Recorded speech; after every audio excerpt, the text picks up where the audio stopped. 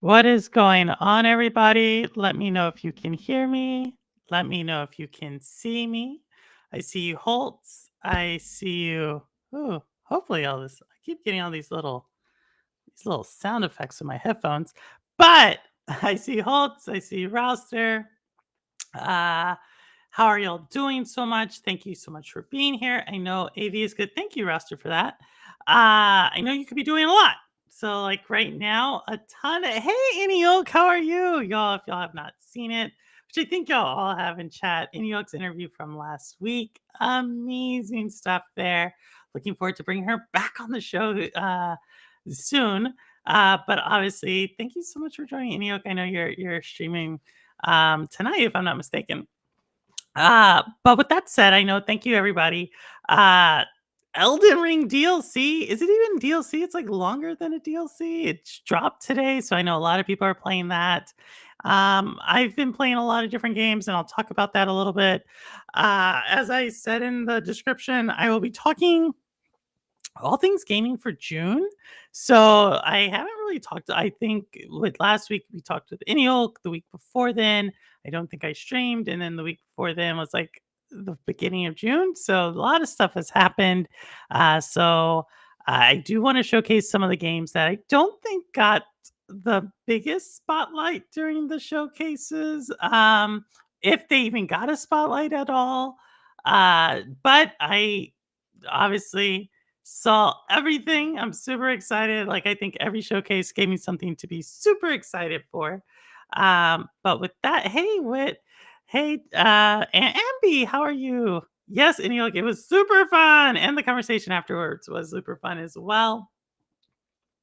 So with that, yeah, I have a bunch of games I want to showcase. And then I know Holtz, I think you wanted to talk a lot of Nintendo, I think did what Nintendo does, just proves why they are the greatest gaming company. And I just don't mean video game.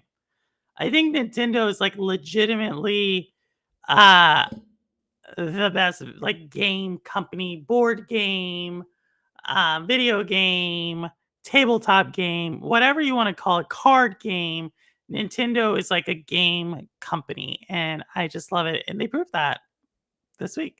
Bulls for Alive, what's going on? Bulls for Live, great to see you. I was talking to you. Whose chat was that? And I was talking to you in. I forget. Was it Lono? I forget. I know I saw you. I was talking to you in someone else's chat. So great to see you. Um, So, with that said, what happened with England? Oh no, Holt isn't happy. All right. Well, with that said, y'all, I am gonna jump in and show y'all a game I thought looked pretty cool.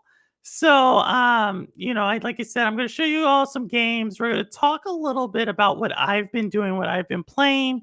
We may get into like some controversial console war stuff. I don't know. Maybe not. There's so many other content creators for that.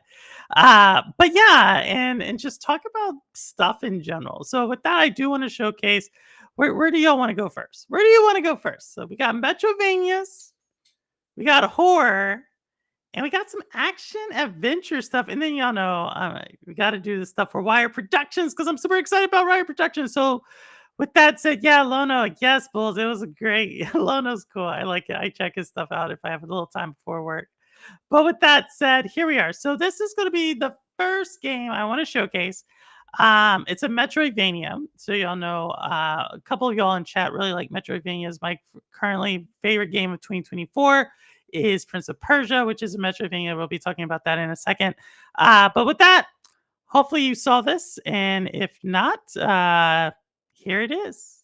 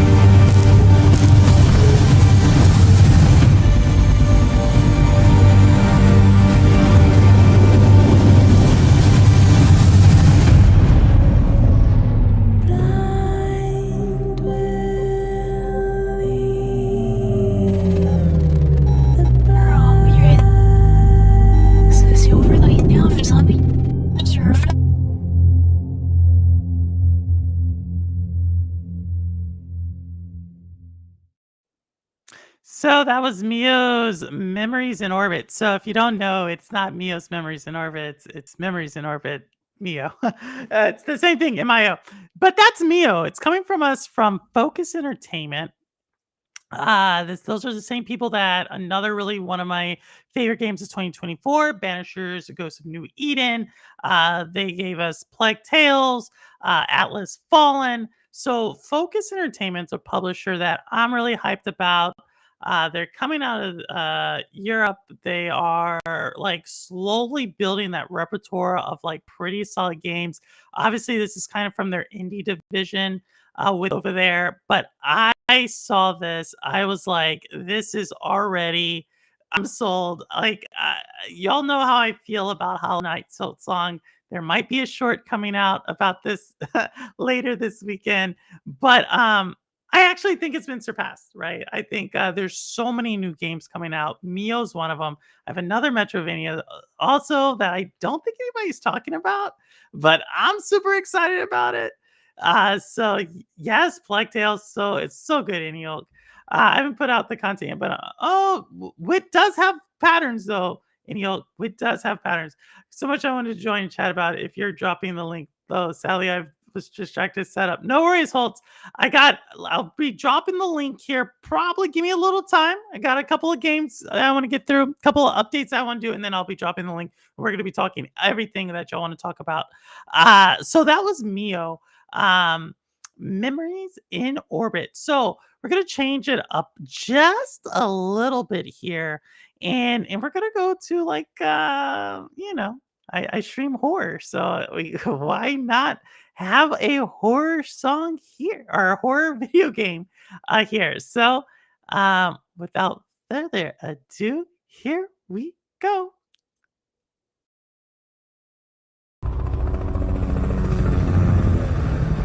I'm gonna hide this tape when I'm finished. If none of us make it, at least there'll be some kind of a record. The storm's been hitting us pretty hard now for 48 hours. We still have nothing to go on. One other thing. I think it rips through your clothes when it takes you over. Windows found some shredded long johns, but the name tag was missing. They could be anybody's. We're all very tired. There's nothing else I can do. Just wait.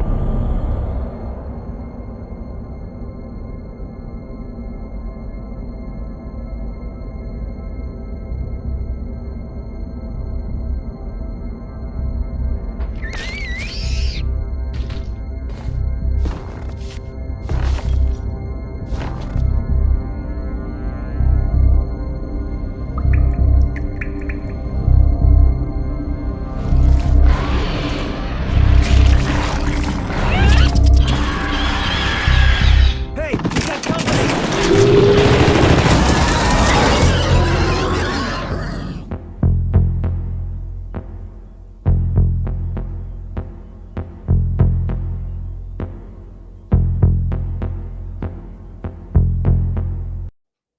The Thing. So yes, that is The Thing. If you did not catch it there, it is like the original publisher. Yes, I asked this a few months ago. Who would come back first? Which brand from the 80s would make it? Was it going to be DeLorean or Atari? And as you can see, Atari is making its comeback. Us from the Stadia community remember this when Atari dropped, their remastered series. We had a whole thing with what's it called? The Centipede, everything, but that is coming from Atari. I am super psyched about it. If you cannot tell, just love to see what they're doing over there. I actually have some Atari swag that I may be giving out sometime, but yes, Atari coming through with it. Super, super, super awesome. Super excited about it. So, the thing, like I said, all of the games I'll be showing, you may have heard of them, you may haven't, but they all had releases this June. Well, not, but they all had updated trailers released. And that is why I'm showing these. These are the things that I'm excited about, the things that I looked across the field. Obviously, we know what's coming from Xbox, we know what's coming Sony, Nintendo, Ubisoft. They gave us a lot of stuff to be excited about. But everything I'm going to be showing you are things that, Didn't get the spotlight, but I'm gonna probably be purchasing it and giving it out. So that was the thing. Now, this next game that I'm gonna show is another really, really, really cool game. Um, I'll play the trailer and then I'm gonna tell you why I think this is a super cool concept of what they're doing. All right, another one. You ready? I'll give you a little hint. Action adventure. You probably won't get it, but here we are.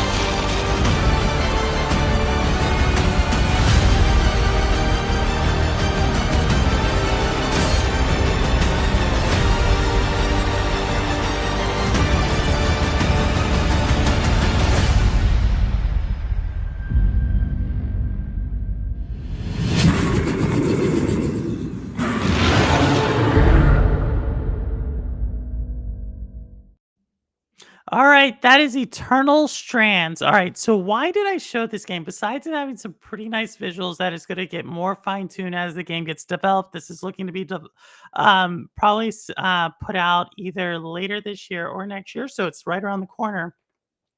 But Yellow Brick Games, if you haven't heard of them, there's a reason why. This is a studio that was formed in 2020. And what I really love about this is that this studio is made up of like different gaming studio veterans from all over the space. So you have some Nintendo people in there, you have some Ubisoft people in there, you have some Blizzard people in there, some Xbox people. They all came together and they said, yo, we want to build a game.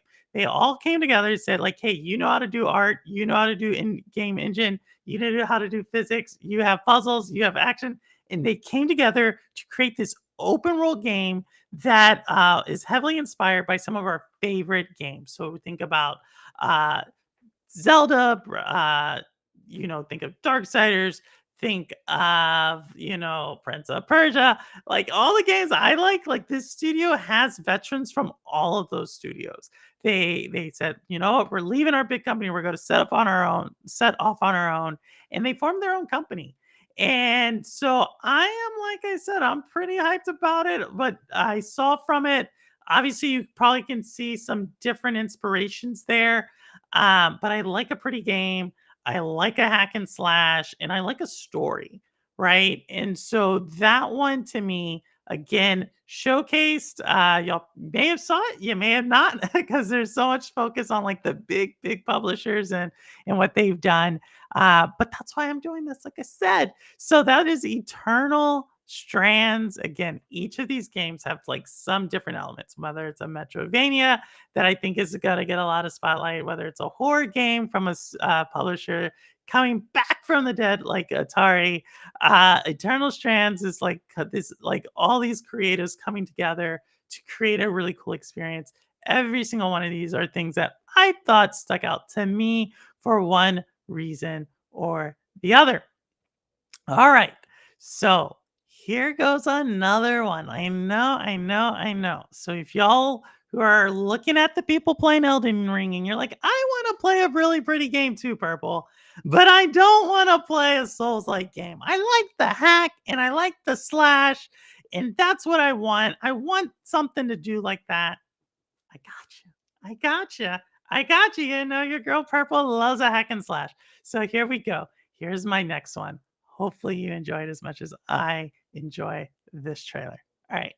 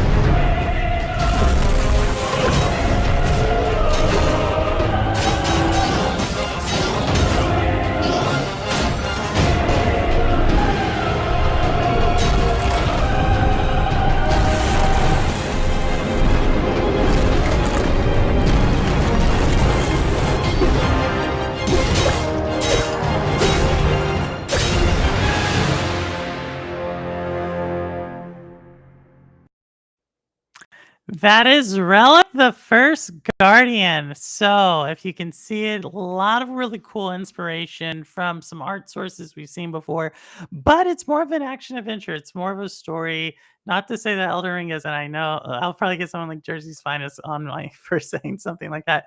But it looks like it's gonna be really cool. I have really high expectations for this game. It is coming from a small indie studio that is putting their mark out there. And what I really like about this is as Unreal Engine 5 has been out there in the wild for a few years, you're seeing these people really starting to get into it and do their own thing. Another thing about it that I think is really going to help with some of these studios who were founded like in 2019, 2020, 2021. And it's kind of a sad news story. We know that there's been a lot of game developers who are no longer at their companies that they were at 2 years ago. A lot of these people are finding their ways at these other indie, smaller shops and really just bringing their craft. So we saw that with Eternal Strands, and we're seeing this also now with the Relic First Guardian. So again, lots of cool stuff. It's got an easy mode. I'll try it out. It is. It's not gonna be a Souls game. Not gonna be a Souls game, Cindy. Um, it was hard and definitely had to change that real quick. Oh, crab. I was watching you play that. If y'all have not seen it, there is this crab game. Um, I thought it was pretty funny. You were doing the voices for that in yoke. So that is Relic the First Guardian. All right. All right. And I have some other updates. All right. So we do have some other games that I'm going to show. Let me see how many more trailers I have. I have one, two, we got four, 3.5. You'll see what I'm talking about. More trailers to go. But I do want to show y'all some things that I'm pretty proud of because I do know we want to talk about game stuff. I see you, Holtz. I see you. We do want to talk about game stuff. Tail with Mario and Luigi call it hack and tash. That may be something. That may be something. But what have I been playing recently? Well, first off, I got to give y'all a little bit here. Um, I love Prince of Persia, and I talked about this last week, and I'm going to continue to talk about it because I just think it's cool what they're doing in Ubisoft Montpellier. But here it is. Let me see if I can do that. Yes, yes, yes. What's it called? So Ubisoft with Prince of Persia, they did another content drop. Okay, if y'all are counting, this is the third content drop. Now, this was released last week, and this is from Ubisoft. And what they did is they allowed us to have more trials in the game. So let me take this off. And what that means is like in Prince of Persia, it has this long game, and there's different things you could do, different boss modes. And what they've done is they just added more content. like they just keep throwing content in it. I know a lot of people when the game first came out, they're like $50. I can tell you right now, in my opinion, if you're into Metroidvanias, you're into just like exploring a game and having something with a really addicting game loop, try out Prince of Persia. Um, it is super cool. I love what they did with it. And yeah, as you can tell, I'm gonna keep talking about it. I'm gonna keep talking about it. I think it was so cool. Uh Lost Crown was pretty fun. Idiok, you gotta play Lost Crown. You gotta play Lost Crown if you thought it was fun. So that's what hooked me into it. I played the demo. Actually, Rouster was the first one to play it. He thought it was really cool. He kind of then egged me on to play the demo. I played it. The time went by super fast. I said, okay, fine. Let me spend the money on it. I spent it, and it's just one of those games that I feel like just keeps giving me a really fun time. It's like my 2023 game of the year. Even though I love me some Zelda. My 2023 game, as people know, is Remnant 2, and that's another game that just keeps giving us more and more content. So I love games that do that. It just really keeps you in, and I just have to talk. I just gotta let y'all know. Um, yes, I know Rouster did have it. I was checking that out. Rouster, you gotta go back in. You should. It does go on sale. It was recently on sale for 40% off, so it was $30, which I actually think is a really good deal. Or you can just do Ubisoft Plus if you want to play $17.99 if you think you can beat it in a month. So those are the two things. Let me get a drink of water. My goodness, I love water. So also, we want to give a shout out to one of our fellow content creators who did a really cool thing. So you may know this person. He's come on the show a few times. He's also the reason Stadia closed, Jeff Janek. So what Jeff did here earlier, y'all can catch him on his channel. Jeff's always doing really cool stuff, but this was something he did. He tried out 4 different games from women-led game studios. I thought that was really cool. I only got to check it out briefly before I had to drive back home from work. But if you definitely go over to Jeff's channel, he's doing that's Jeff in the center for everybody. He is definitely a treasure member of our community. But yeah, Jeff did a really cool thing. I thought, just bringing some awareness to the different game studios out there. So way to go, Jeff. Thanks, Ambi, for posting that. Yes, and Ross, you're saying, oh, the first DLC. Yes, the first content DLC. It will have all. I'm assuming when Steam gets the Lost Crown, it will have. I think Steam has the Lost Crown, no? Yes. So if you buy the game right now, you will get all the content ads. Now there is a content DLC for Prince of Persia coming out later this year that's going to add on to the story. That's actually what they showcased at the Ubisoft Forward. But if you just want to dig in and you're someone who's like, let me see what this is about, try out Ubisoft. This is what I would say. Try out Ubisoft Plus, see if you like the game, and then go wait for the sale like Eniok is doing. It's $30. That's how much Ori was. Ori is one of my favorite games. It's my favorite Xbox game ever.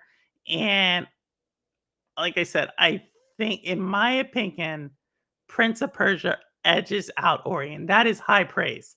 That is high praise. Okay, we were talking A+ games here. If I go and platinum a game or do all the achievements in a game, it means I loved it. I did that with both Oris. Yet I still think Prince of Persia is better in its own regard. I know some people think that's blasphemous, and I'm not talking about Blasphemous, the Metrovania game, but I think it's that great of a game. I just gave a thumbs up to bookmark for later. Yes, Prince of Persia is definitely worth 30. Yes, Rouser, I totally agree. It is. Like I said, I got into it. I'm just like, this keeps giving the game that keeps on giving. All right. So that is I have a couple more updates of what I've been up to, but those are super cool. And they're going to lead into when I open up the chat line. So with that, all right, I'm getting through it, guys. I'm getting through it. All right. Now here are some of my favorite trailers that were shown that I don't think got a lot of play, but that's why I'm showing them. All right, here's the next one. It's another cool one. Super cool premise, super cool. It's it's interesting art style and world that they did here. But hopefully you find this one interesting too. All right, here we go.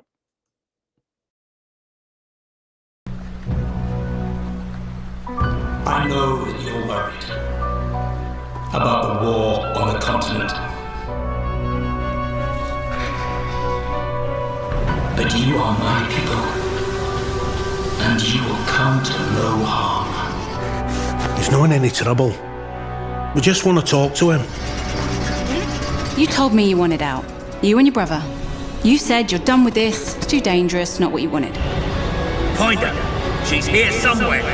I respected your decision because I thought you respected me and my business and everything I've done for you. This isn't about me. Oh, it's always about you, Hannah, and now you've brought the police here. They're looking for Herman.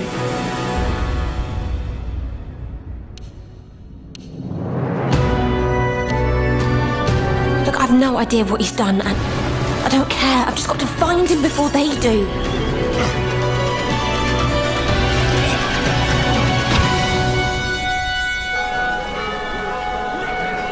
It's only a matter of time. You've set things in motion you don't understand, Hannah.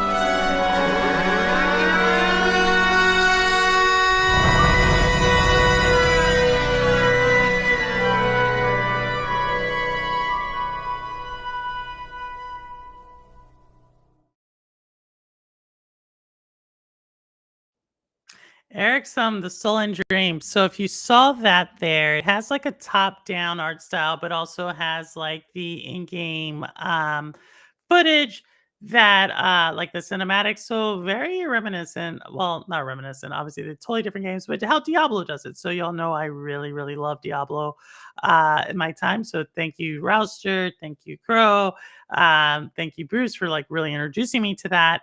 And so obviously it has that, but it's like this story in this girl named Hannah. Her brother's missing, and she's made some really, really bad decisions, and it's just spiraled.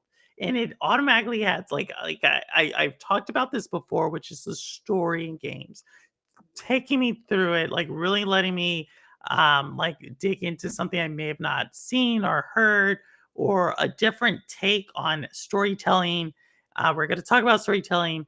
And just off the bat, the premise just is super cool, right? Because it really seems like Hannah has maybe done something she wasn't supposed to do. She actually may be a victim or a villain, depending on how you look at it. And I'm really excited to just explore that world that they put together. So it seems like yeah, exactly, Annie Oak. It seems super, super captivating, and that's why I showed it. I don't think it got a lot of people talking about it. Obviously, it's not coming from one of the big, big publishers, but it does look like it's going to be really well crafted, and it's a story I don't think we've heard before.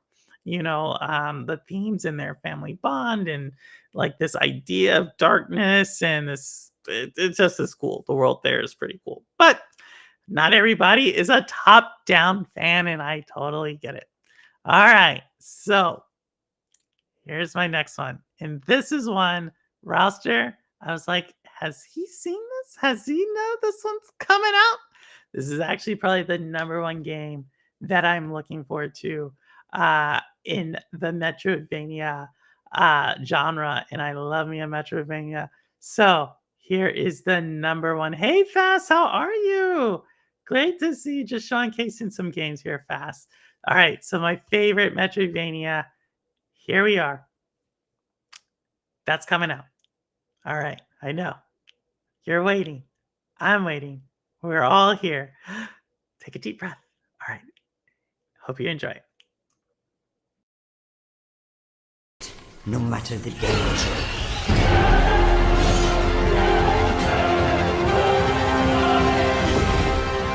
Hi everyone, Alex here, Community Marketing Manager at Primal Game Studio. We're currently working on our most ambitious game to date, Mandragora.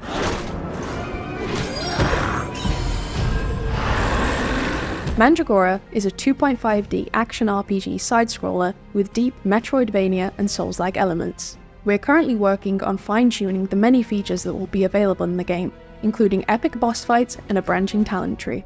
Inquisitor, got supplies for your journey upstairs. You deserve better for what you did to that witch, but it's all we've got to spare. In the full release, expect to find yourself immersed in a narrative crafted by industry legend Brian Mitsoda, known for his work on Vampire the Masquerade Bloodlines.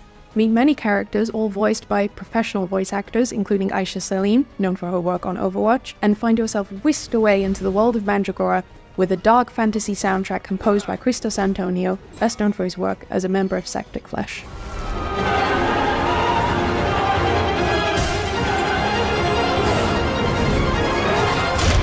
2024 is going to be a big year for us as we work towards releasing later this year alongside our new publishing partner, Knight's Peak. We look forward to bringing Mandragora to your PC and consoles and really hope you enjoy playing. Your passenger is lost, so is this world. All right, so why did I show you guys that? Well, the reason why is because it's Metrovania with Souls like it's 2.5D action, scrolling, art styles, everything, right? But what I really like it is when games companies really highlight the talent, and the talent, especially if it's creatives. So if you go back and watch that trailer again, you'll notice the community manager, she really highlights three, and it's not all if you actually do any research into the game. She highlights three of the people who are involved in this. She highlights voice acting, she highlights storytelling, and she highlights the musical score. That tells you they put a lot of emphasis on the art and the direction of the game. This is like one of the number one reasons I play video games is because I think the way it communicates art and storytelling and just bringing it all together at that intersection of music and playing and captivating imagination, you name it, that is in video games. I love it, love it, love it when they do that. Obviously, I'm a little bit of a cynic when it comes to like when someone over focuses on the tech side of things, but when it comes to the art, I am so excited about it. So that's what stuck out to me. I think someone mentioned in their roster that you think it looks a little bit like trying. I agree. But I think for me, it's really about that storytelling and the way the emphasis they're putting up on that. When you build games with your creatives from the beginning, to me, it's almost never been a bad experience.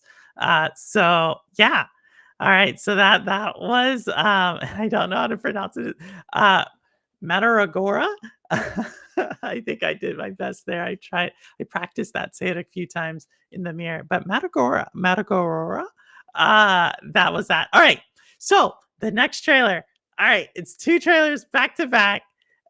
You're gonna be like, what in the heck? But trust me, there's a reason I'm showing you these. There's a reason I'm showing you these. And then I'm gonna show you more updates, and then I'm gonna post the link. I went searching for a story in a game. Sally, Marius, story based on nerd. Oh no, did not. Well, hopefully that one does hold. But these next two trailers, I'm really excited. So, because of what they do. All right. So, two trailers. Here we go.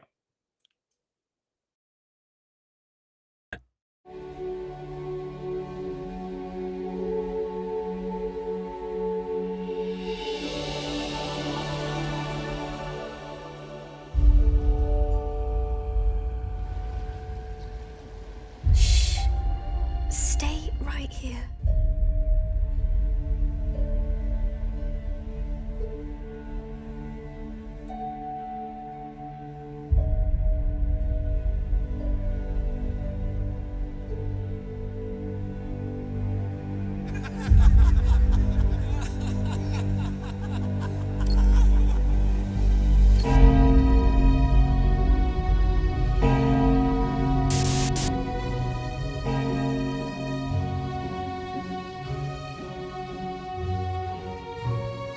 To immediately enjoy the life-changing benefits of this technological wonder? Call this number now to reach our customer service team that are waiting to assist you with your order.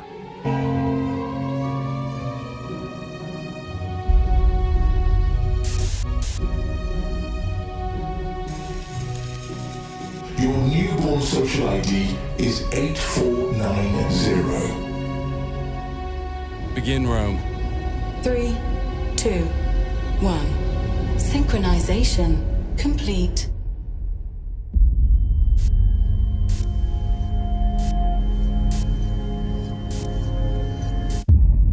If I serve.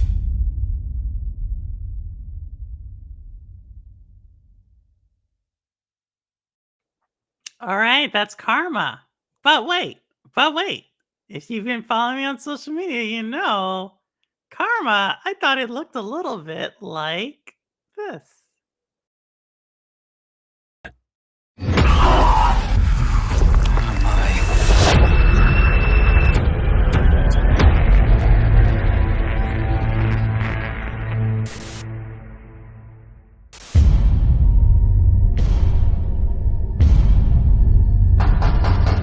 Sir, ma'am, open up. It's a thought bureau. You cannot be trusted. How dare you lie to Leviathan?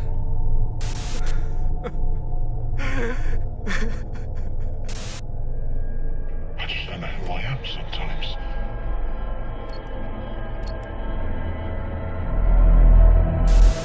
Please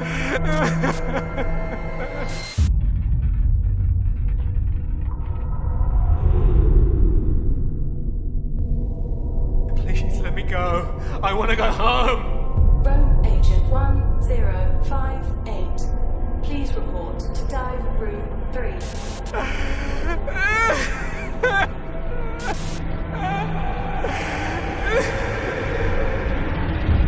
This is your final chance. Please tell us your decision.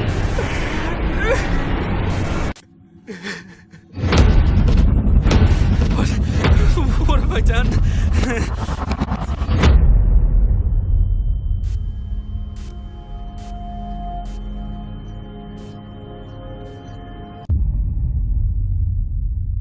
I will echo.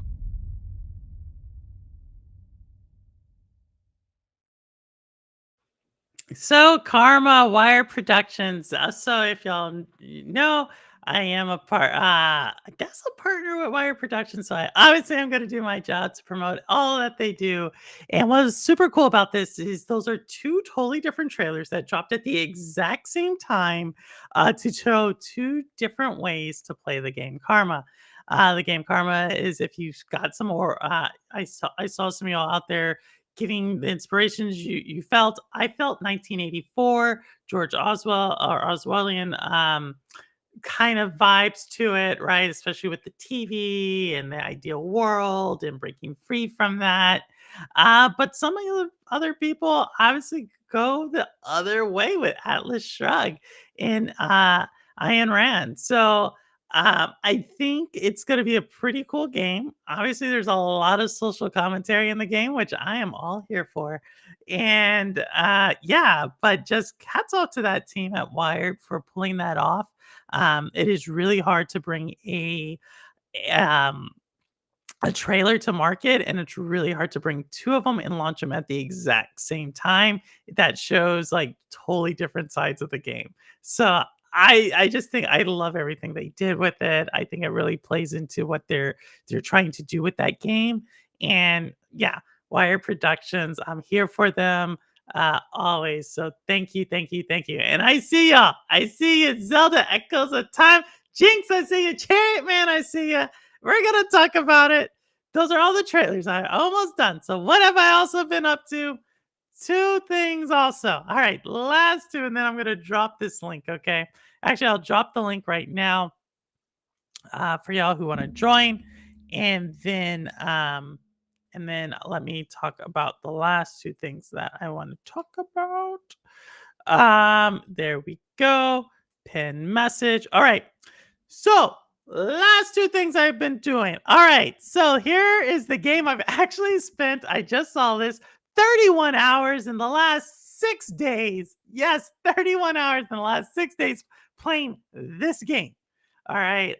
Yeah, if you know me, yeah, you're like Purple likes Metroidvanias. She likes her indies. She likes her hack and slash. She likes her puzzles. This game has none of that. Okay. None of it. I like my soundtracks. None of it. Art style. None of it. It's the game loop. It's brought something out of me. And so I just want to talk about it. And that is none other than, can y'all guess? Any guesses? 5, 4, 3, 2, 1. And I said that because that actually happens in the game. But I have been playing a ton of X Defiant. And before y'all say, Purple, X Defiant, it's a first-person shooter. What are you doing? You're going to get destroyed. I want to show you something. I want to show you because I am proud. I am proud of this. All right. So that is X Defiant. That's the scores. As you can see, I do actually sometimes have to carry my teams there. And that is me. That is a first place Purple score. And that's not the only one I have. I actually have been first place a few times. That's me playing on controller against mouse and keyboard players. And yeah, and that is actually the not in a beginner mode. There's no skill-based matchmaking in X Defiant. That is me going head to head with some of the best in the business.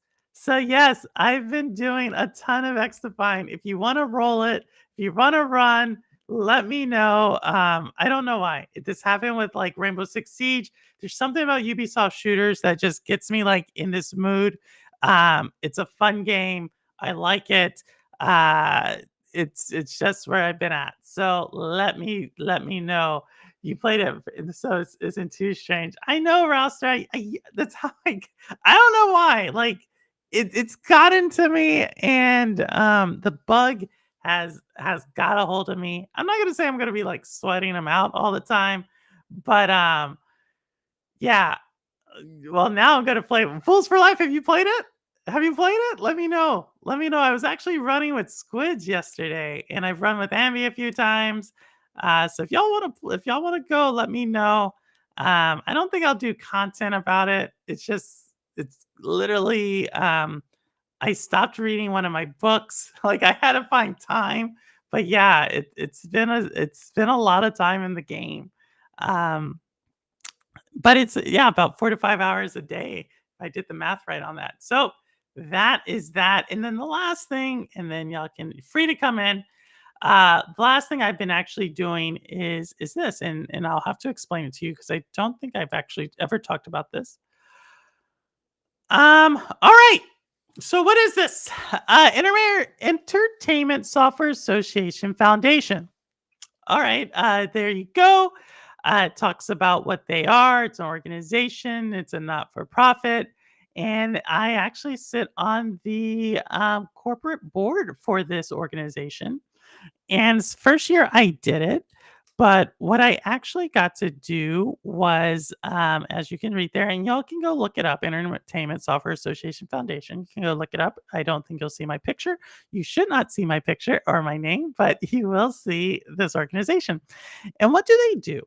The Entertainment Software Association Foundation, what they do is they provide two things. They provide awareness around gaming and the benefits of gaming, but they also provide scholarships to students who are trying to pursue a career in game development. So, what was Purple doing with this organization? Well, I was actually selected to read applications and help choose the scholarship recipients. So 16 scholarship recipients. I think there's over 100 applications I've been reading over the last about 2 weeks, from beginning of June to around the middle part of June. I read over about 100, yeah, about 120 applications, and I had to select 12 various people to get a scholarship to pursue their dreams in game creation. And what I found really interesting is how varied these students are. You had everything from technical people to business people to artists to musicians, which I guess are former artists, to storytellers, to people who want to do combat, to people who want to talk about the security, people who want to talk about the background data. So many people have to be able to come together to make a game. And there was all these students who were telling their stories. But what struck me the most about this and what was the age range of the scholarships? Everybody from senior year of high school to PhD student holds. Everybody from Footboy, aka Chessmate. Hey, Footboy, how are you? Chess Master. No, you're not. Do you know when your next Fall Guys tournament will be? Yeah, sometime next month. Sometime next month, Alejandro. Or Footboy, it'll be next week. But yeah, so when we come talk about the students, two things were really apparent. We would ask them like, hey, what games, like, like how did you get into this? Like, what do you want to do? What has motivated you? And there's two groups of students. You can break them out many different ways. But one of the interesting things are the students either said, I've been gaming since I was born, or I just recently picked up gaming, and how it's like changed their life in some way. And what was super cool were the kids who were talking about how they've been gaming their whole life. What was really interesting was that they talk about who introduced them to gaming, and it was their parents. So this is a shout out to all the parents out there. Gaming is a way to connect to your kids. The kids know that you play games, and it's super cool because they know the games that their parents are playing. And it's really interesting because the parents would maybe be playing Grand Theft Auto or something, and then they would tell the kid, like, here's a Switch, go play something else. And so the kids' games that they were, raised on it ranged from Minecraft to Roblox to like Destiny to Final Fantasy to Zelda, and it was really cool stuff because some of these are retro gamers and some of them are super like talking about what AI can do for gaming. And it was super cool about that. But what I wanted to highlight is just like the diversity of all these kids and all these students. And sometimes what gets lost out there in the gaming world, especially now, is that we talk about sometimes very unique games or games that showcase diversity. We call it woke, or we shut it down, or we criticize it. And I say we collectively as a community. And I can't tell you how many of these kids would mention one of these games that people would call woke, or has been called woke, or anything. It's really troubling to see that there are gamers out there who criticize these types of games. Like, these are storytelling. Like, these are like real people behind making these games, right? And a lot of times they are telling their story. And so sometimes when I was reading these applications, some of these kids were talking about the stories that they wanted to tell. And I want them to have the avenue to tell that story. You know what I mean? And so I think anytime I hear someone say something's woke or DEI or it's cringe or it's, I don't know, it's like, if the game's not for you, it's not for you. But if you want to go make your game, whatever you want to go do, then go make your game. And that's what I'm going to give like credit to these kids.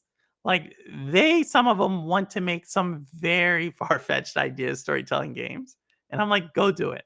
You got this far, and I have the privilege to read your journey, to read your story, and I want to cheer you on.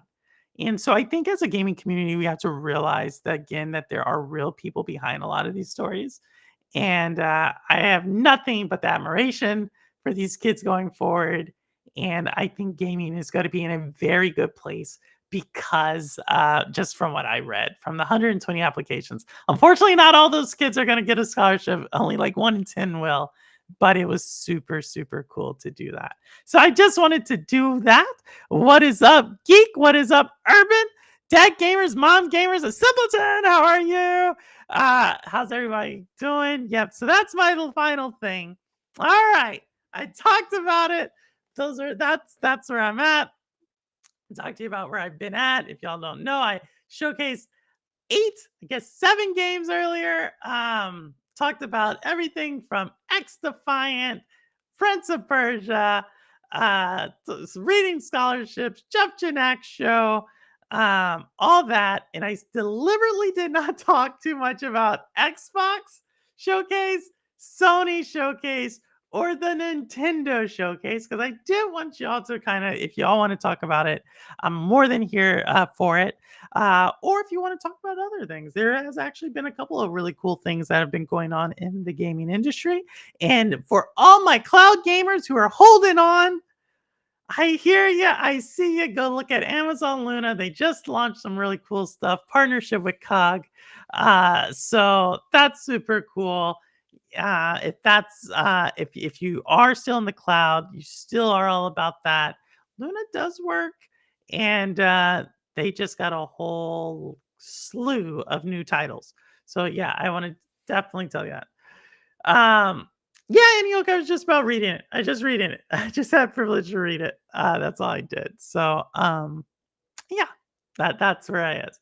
To avoid consistency for my session, drinking tons of art thanks to my tattoo artist. Oh my goodness, Mr. Urban World. I did not know you had a tattoo. I don't like the woke as to the extremes that I can't follow from the point to the other side. It's a sad how gaming has went so far-fetched turning on. Yeah, again, Holtz, I'm here to push back against it. I'm here to push back against it. I am like, I challenge anybody to come on here to tell me Why? How are people who complain about woke and like how are they being productive to the the gaming ecosystem? I just don't see it. I don't see it. Getting it in 7 days. Oh, what is it, Mr. Urban? Were your highlights from Nintendo Direct? Three highlights from Nintendo Direct. All right. Well, obviously Nintendo got to release Mio. We showed that trailer earlier. So that is definitely a highlight. But if I had to say it, it has to go with Marvel versus Capcom. No particular order. Marvel versus Capcom. I mean, let's talk about Nintendo. All right, let's talk about Nintendo. They released a Mario game that no one had on their radar. They released a Zelda game that's actually featuring Zelda that no one had on their radar. They had Donkey Kong that obviously some people had kind of rumored, but they released a Donkey Kong. Then they come out and release a Metroid Prime 4 that people have said, wait, is this for real? And they actually did it. Like Nintendo came out and just did an amazing job. Some people were like, hey, they're not going to do anything. They're not announcing the Switch. But Nintendo just turned that upside down and said, you know what? We've developed this IP. We're going out there and we're going to do it. We're going to show you this. And so many of these games are coming out this year on the Switch. I can't see how anybody can criticize Nintendo for what they've done. Number one gaming company by far. And I will I will die on that hill for sure. I would take all that. I would take all night about DUI and work in media and gaming. About DUI, what's that? Stay tuned. My son wants a Switch, so maybe I'll be able to play these games. Yeah, roster. I think Switch is I think Inioka she has a Switch. She sometimes streams it. I would stream it, but there's something weird with the sound that I can't get it to work. Like you'll hear me or you'll hear the game, and then a lot of Switch games I don't like. Y'all saw me played Zelda, Tears of the Kingdom. I'm a little bit more enthralled in the game, versus horror game. But yeah, those are my highlights, Geek. I gave it a 9 out of 10. As far as Nintendo goes, I think they know their fans. I think they know their fans. What I'm really super excited about, and this shout out to TK9. Some of y'all know who TK9 is. He's a really big fighting game aficionado. And he's always said this. Nintendo has one of the strongest fighting game communities. And I think you saw that with Marvel versus Capcom. If y'all have not seen any of the social media about when they were broadcasting the Nintendo Direct from Nintendo's store in New York City, when they announced Marvel versus Capcom, the room went crazy. And that just speaks to the community that Nintendo's developed around fighting games. We think about Nintendo and these kid games, but for sure fighting games, they're one of the best communities there is. So yeah. Did Nintendo provide a release window for Prime 4? I believe Prime 4 is coming out next year. And if you wanted me to tell you, my crystal ball is telling me February, March. I don't know. If y'all heard me earlier, I told you I thought the Direct was coming out. I was thinking it was Wednesday. It came out on Tuesday, but I'm thinking February, March. If you want a Metro Prime 4 day, February, March. That's what I'm going to tell you. 2025. Yes. Power Mr. Urban Roll, you did beat him in Power Rangers, but he said he gave you a run for your money sometimes, and that's not even his game. Next year, so bites it. No. Nintendo they're going to deliver. They're going to deliver. Nintendo is actually so here's another thing about Directs, since we're talking about it. Everybody is super excited about the Xbox Microsoft Direct. And I think they should be. If you're into trailers, I'm into gameplay. You know how we do it. But for everybody who's MM2K, who's a big supporter of the show or the channel, he went on a rant. I think Geek, you were there earlier this week about Sony. The thing people don't realize is Sony's big Direct is not in May and June. Sony's big Direct is in September, October. And so it's kind of like I don't understand why people are like Sony has nothing to show. It's like no, the last 3 years their big direct's been in the fall.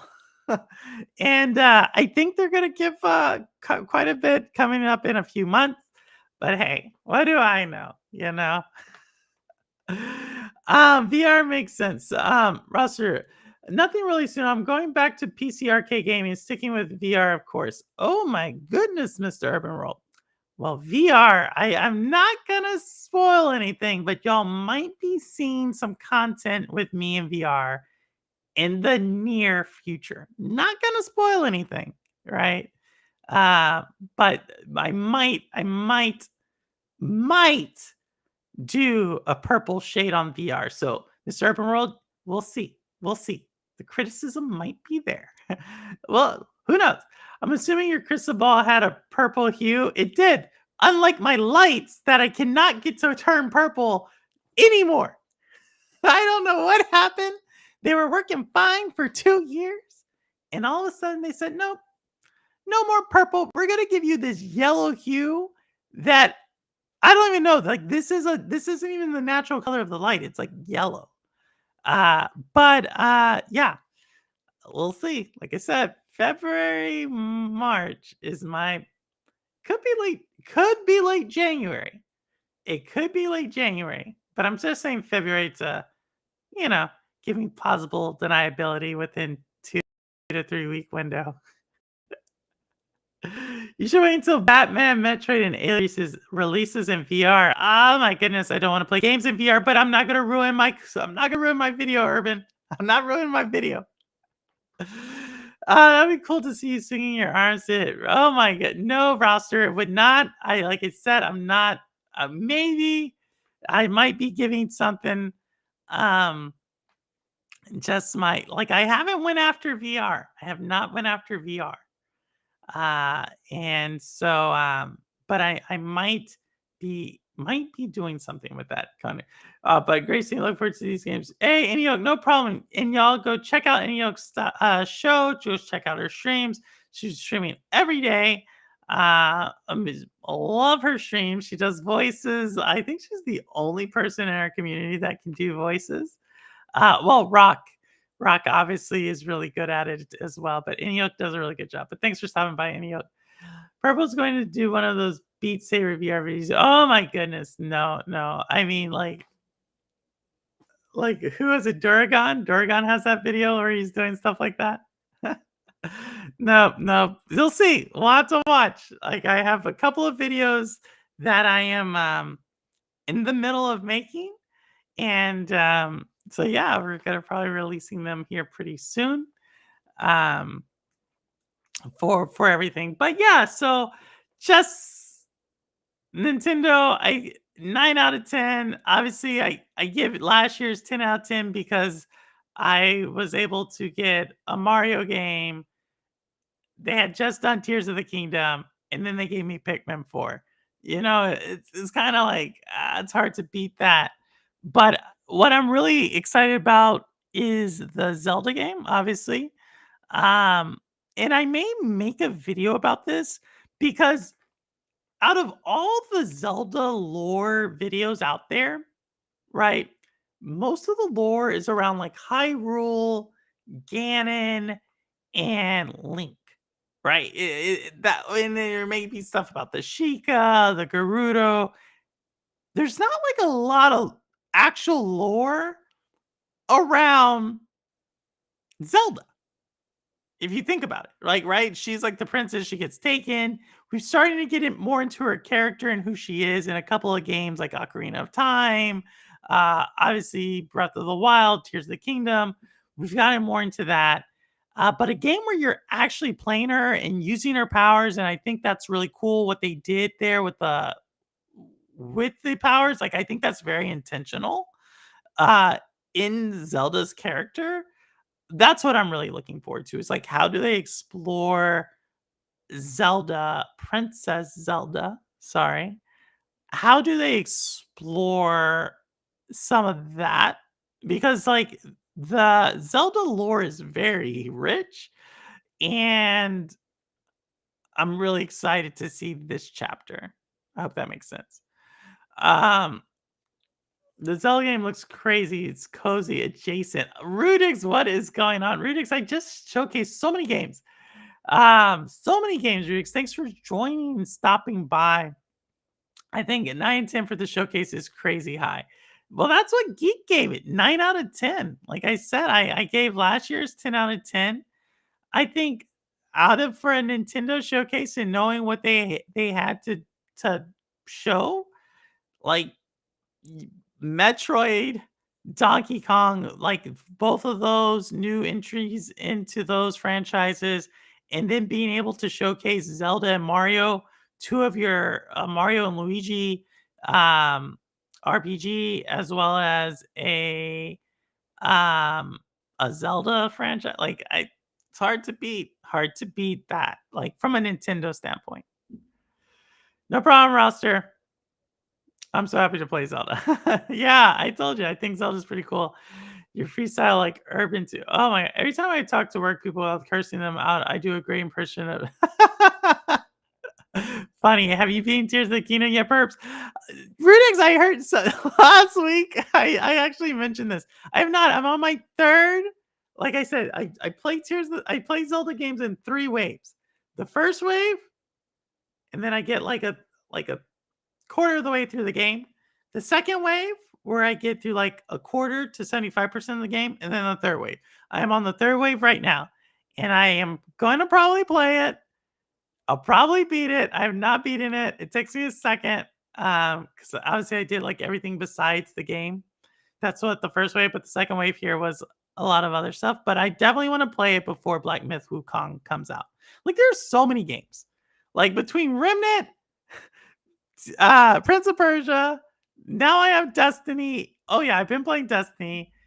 Oh yeah, I've been playing X Defiant. I have what's it called coming out? Black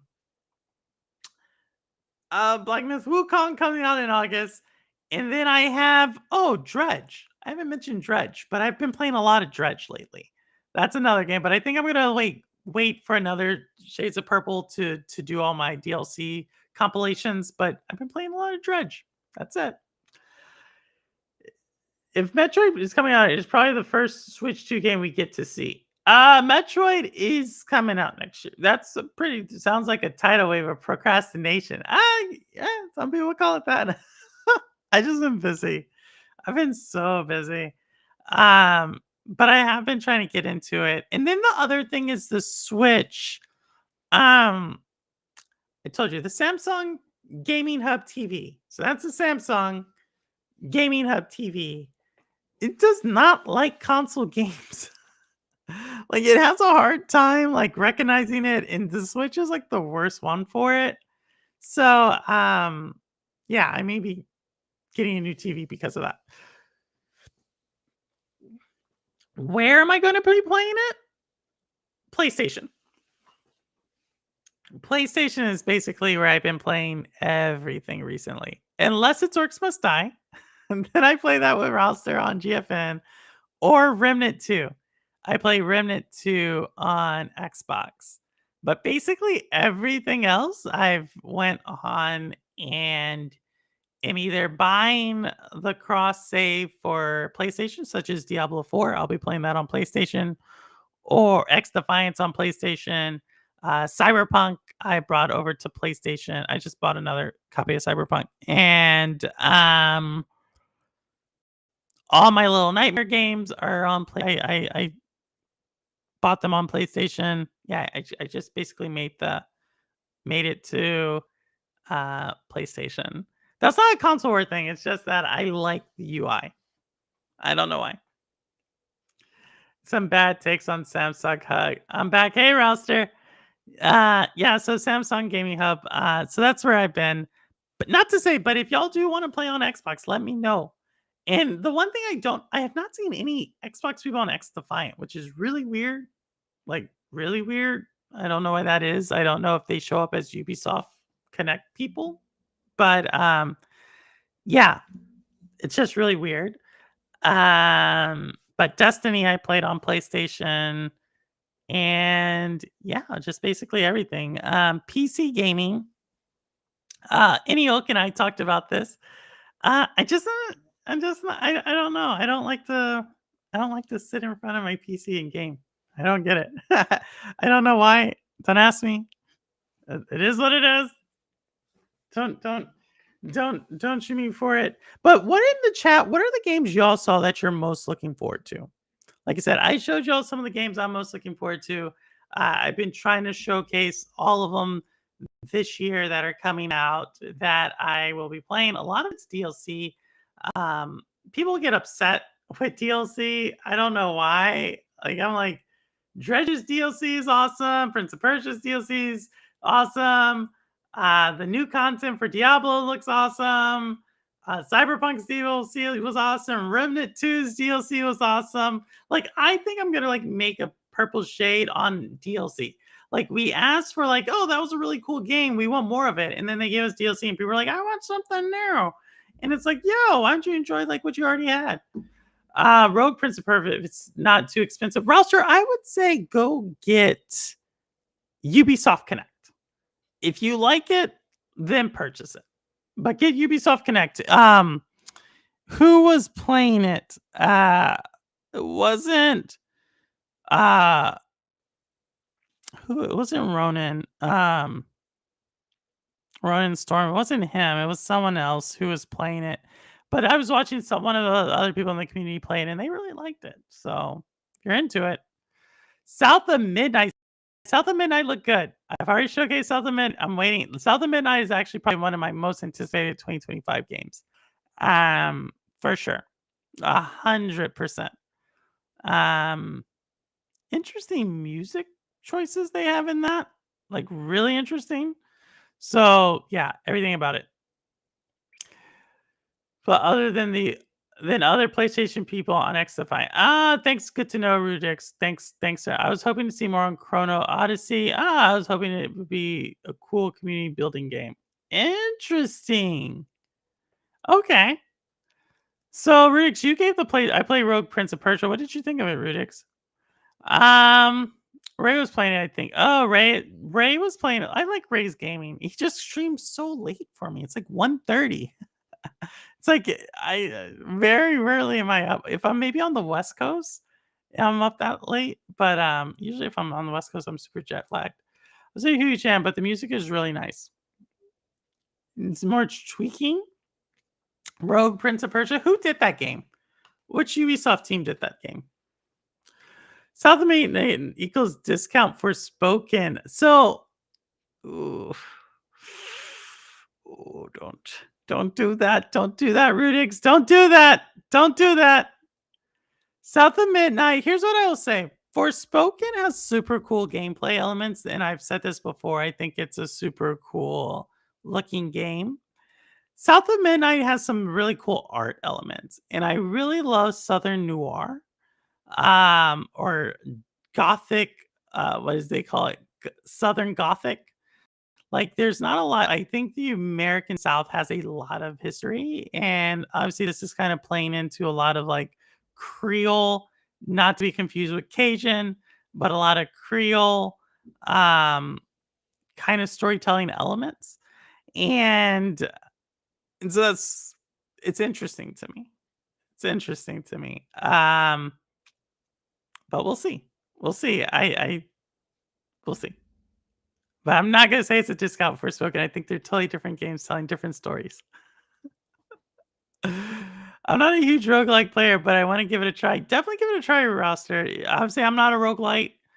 And I was talking to Neil about this, so shout out to Neil. I know he's not here. Also, what happened to Internet of Games, guys? Y'all know where he is? Like he took his content down. I haven't been able to see him. Marcus. Let me know if any of y'all have seen Marcus in chat. I've not seen him in a while. But wait till later. I saw it later. Roster, I'm with you. It's too late. But I forget what I was gonna say. Yeah, I forgot what I was gonna say. I'm gonna have to like relook what I was just saying. And then I thought of Marcus and Neil. But something I was talking about Neil about. Oh yeah. that is that games have to be really, really good. If y'all heard like the list of games that I'm playing, X Defiant, Tears of the Kingdom, Cyberpunk, Dredge, Remnant 2, Prince of Persia, if I haven't already said it. Like that, those games are really good games, right? And all of them have DLC. So for a game to come up and take my time away, the expectation is it has to be really good. And this is why I was so critical of Hellblade, um, Hellblade 2, because it wasn't exciting. I have very limited time to game, and if I'm going to spend time, like it needs to be memorable, and that just wasn't. So yeah, I don't know what that says. I didn't know Henry took his stuff down. I need to message him and see. Yeah, Roushi did. Oh, did he? Riddick's okay. As long as he's okay. As long as he's okay. I always like kind of check on people. See, I didn't notice he dropped. Yeah, I haven't seen him recently, but it could just be he's busy. I know Marcus gets really busy. He was taking a break, but it wasn't meant to be this long. Oh no. Okay. Hopefully he's doing well. Like I said, we all have to kind of look out for each other. Adult gamers, that is. Yeah, that's all I'm gonna say. We have to like kind of look out for each other. There aren't too many people I can talk to games at an adult level with, and I really cherish that about this community. Not to get sentimental, but I do. So, but yeah, so that's my thing about games. So like Black Myth Wukong, it's up here as far as storytelling. Another game that I mentioned also PlayStation exclusive is Rise of Ronin. Really looking forward to like the mythology they tell there. So, and then we're eventually going to get into like eventually Assassin's Creed. So, like, if you can see, there's 3 other games coming down later this year. I still need to go back to play Forspoken. That's not even bringing in Diablo 4 expansion. There are literally 4 or 5 games throughout the end of this year, not even talking about the games I'm currently playing, for me to dig into. And so I think it's just an amazing time to game. Last year was an amazing time. The year before last year was an amazing time. This year's an amazing time. Next year's an amazing time. I just think anybody who's like criticizing gaming right now is not gaming. South of Midnight, Southern folk songy Southern soundtrack is going to be nice. So it was interesting. So like Simpleton, I think it's interesting because like so many different musical genres that are like uniquely American come from the Southern South, right? You have Delta blues, the blues, jazz, like Zydeco, and I specifically mentioned like Zydeco, Delta blues, and jazz because those are all unique to like this like Creole Louisiana landscape that they've created. And the music I heard there was not that. But I'm gonna have to dig deeper into it. Maybe the chords or something is unique to it. But what I heard was not that. And again, that's not the game. But that's why I'm kind of like this many creatives on this project. There has to be something there, and I'm looking forward to it. So we'll see. Yeah, would you not relate more to a kid from New York like the Forspoken character? Well, I am from Texas, Rudix. I am from Texas. I am from Texas. Don't forget that. don't let the accent fool you. Raised in Texas, currently live in New York, and but still have the attitude of a Texan. I'll tell you that. All right, let's see what Holtz is saying. No joke, I can totally understand it. Jerk late. I so want to click that link, but I ain't had my PC set. Oh, Holtz, go ahead. Go ahead. 918. I'm not going to keep it open forever. I'm from New York City. Rouster is. I never played Forspoken. Rouster, you might like it. It's like a hack and slash. Really cool gameplay mechanics. It looks interesting to me. I have to get through one of the.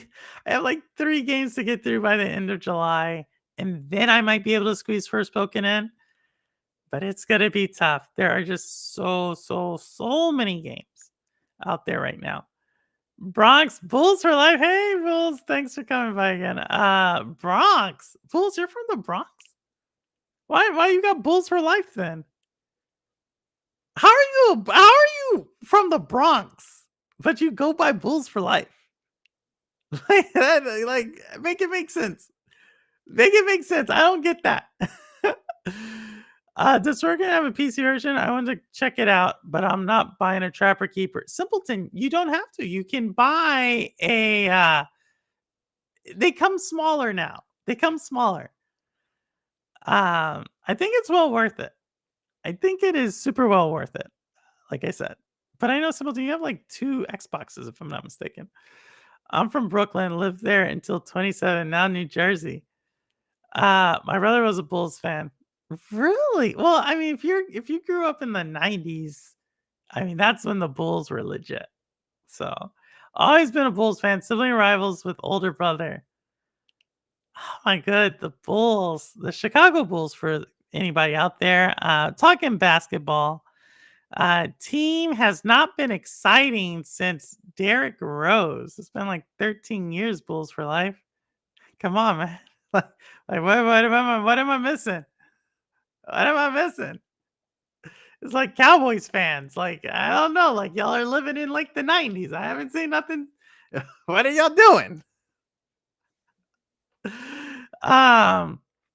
Jordan was huge, and the Bulls. Jordan was huge. Oh my god. I need Ryzak here. Ryzak and I can talk about basketball for a long time. A long time. As y'all know, I do. I have an upstairs Xbox and a downstairs Xbox. That's like me. I have an Xbox by the TV and an Xbox that fits behind the desk. It's only like 10 feet difference. But yeah. But I play on Xbox for my stream. That's it. I don't know why. It's just I like the UI of Xbox or I like the UI of PlayStation. So, oh my goodness. I forgot this, Simpleton. Y'all did. You know, I was cheering for the Celtics against the Mavs. Give it up to Simpleton, y'all. Give it up to Simpleton and Sourblow for winning the NBA championship. If y'all did not see it, spoiler alert, the Celtics won in 5. You're a Cowboys fan too? Man, Bulls for life. Yo, what's going on? What's going on? Like, let the past go. Let the past go. Enjoy new memories, okay? Enjoy, like, something else. The Bronx? And you're going... How? The Knicks are like the Knicks are exciting, okay? The Knicks, not the Bulls. I don't even know who's on the Bulls anymore. But yeah, y'all are crazy. The two are smaller, but let's not day smaller, but heck compacted. What? Let's not say smaller, but compacted. Are you saying for the PlayStation? Yeah, it is smaller. I don't know. It's somewhere over there. I enjoy it. I like it. Like I said, I have them all. But for some reason, I just like it. To tell you the truth, it connects to the Samsung TV easier. I think that's what happened. Winning hard, it wasn't even close. They even let them have game first so they could win it at home. Simpleton, enjoy it. So that's all I'm going to say. Enjoy it. Okay? The Knicks were missing like 4 starters. All right? Milwaukee was hurt. Miami was hurt. Like, this is one of those playoffs that people will forget who won the championship. You know what I mean? Like, it's like when it's just like who? Like, that's what this playoffs is. So enjoy. Enjoy your Boston Celtics winning a championship for now. Because it will be short-lived. No, I'm joking. I'm happy for y'all. I didn't want Kyrie to win. That was my thing. I cannot stand Kyrie Irving. If y'all don't know what I'm talking about, it's basketball. I'm a huge basketball fan. And I have my favorites and my not so much favorites. And Kyrie Irving's a not so much favorite. But Holtz, I left the lines open for you. If you're not gonna let me know, if because I don't want to keep people up too late. Because I did go through. Let's see. I talked about basically the summer showcases. Like, I don't know if y'all want me to go into console war mode, but I could. um, Talked about some of my favorite. I showcased some of the games that I don't think got the really big spotlight, and I talked about what I've been doing. What I've been doing in the gaming community, and what I've been doing playing wise. So if you do see Purple Haze out there next to Fight, that is me. That is me. Uh, you know, trying to do stuff. So yeah, it's true. Well, go Raptors. Who says that? Who says that?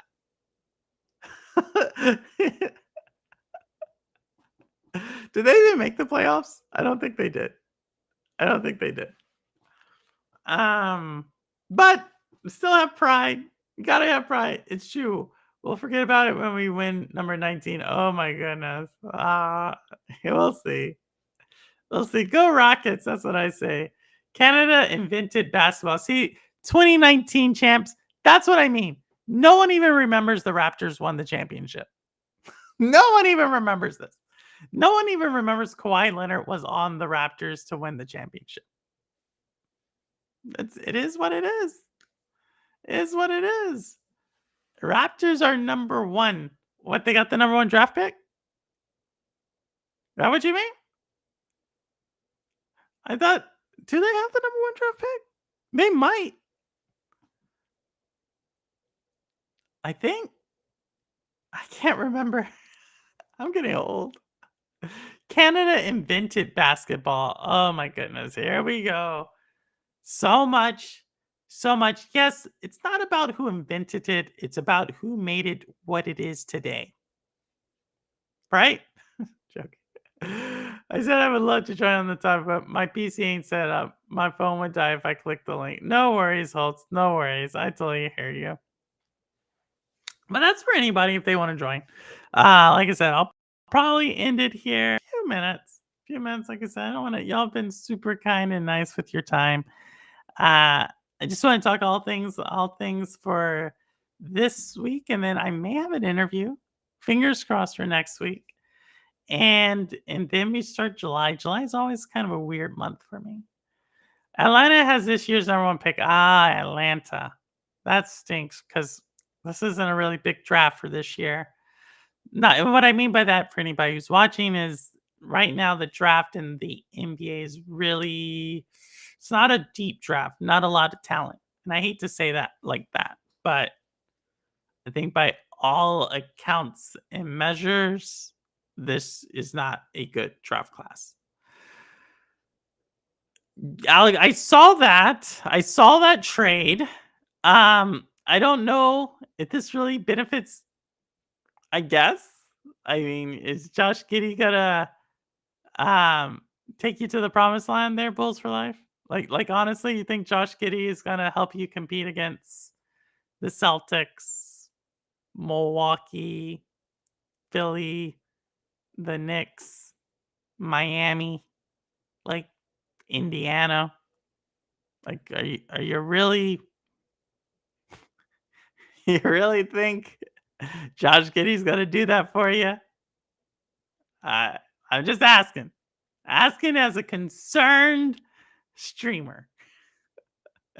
Atlanta can get Bronny with that number one. No, everybody knows LeBron James runs the NBA, and he just got what's his name, JJ Redick as a head coach. This is ridiculous. JJ Redick's a head coach. The dude had a podcast and now he's a head coach. This is all I got to say. LeBron, when y'all don't make the playoffs next year, yes, it's your fault. You, not the team, not you. That's what I have to say to you, LeBron James. Y'all think he's going to get that?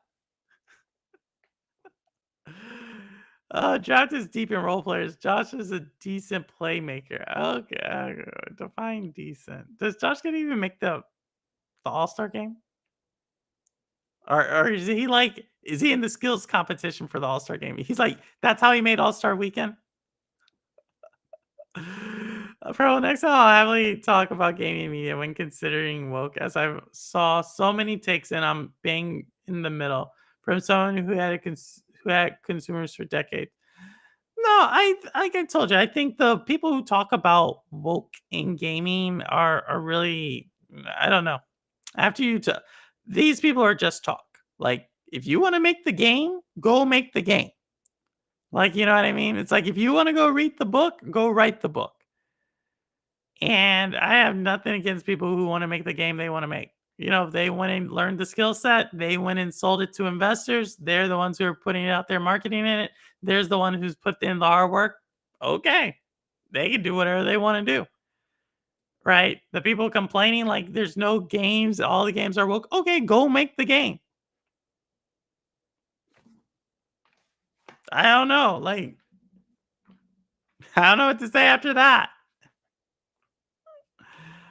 And I would gladly take anybody up on any of these other content creators who are screaming at the mountaintops about woke gaming, destroying gaming, blah blah blah. I'm here. I'm here. I'll go in your chat. I'll go in your chat. I'll do whatever you want. But they don't want that. So, but I'll defend the other side. I have no problem. That's me.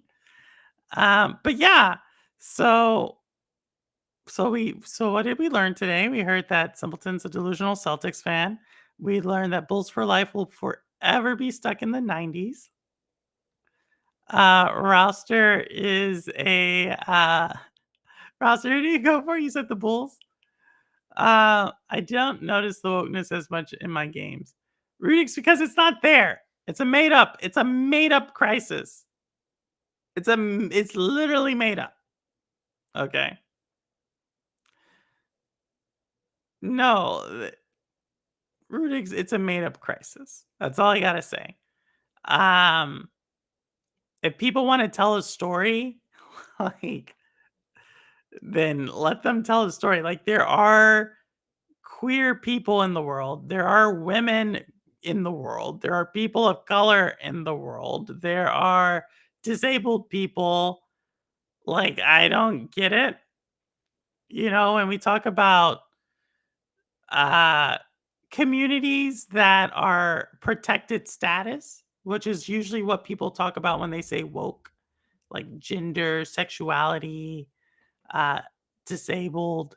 But let me tell you another community, because I'm very proud of it, that is also a protected status community. You want me to? It's called the veteran. Okay. No one's out here saying veterans are woke, but at the end of the day, veterans also get special access to things because they're veterans. No one's saying that's woke. I don't know. Like, as a member of many underrepresented groups, including veterans, I see it all under the same lens. But they're not going to say that, right?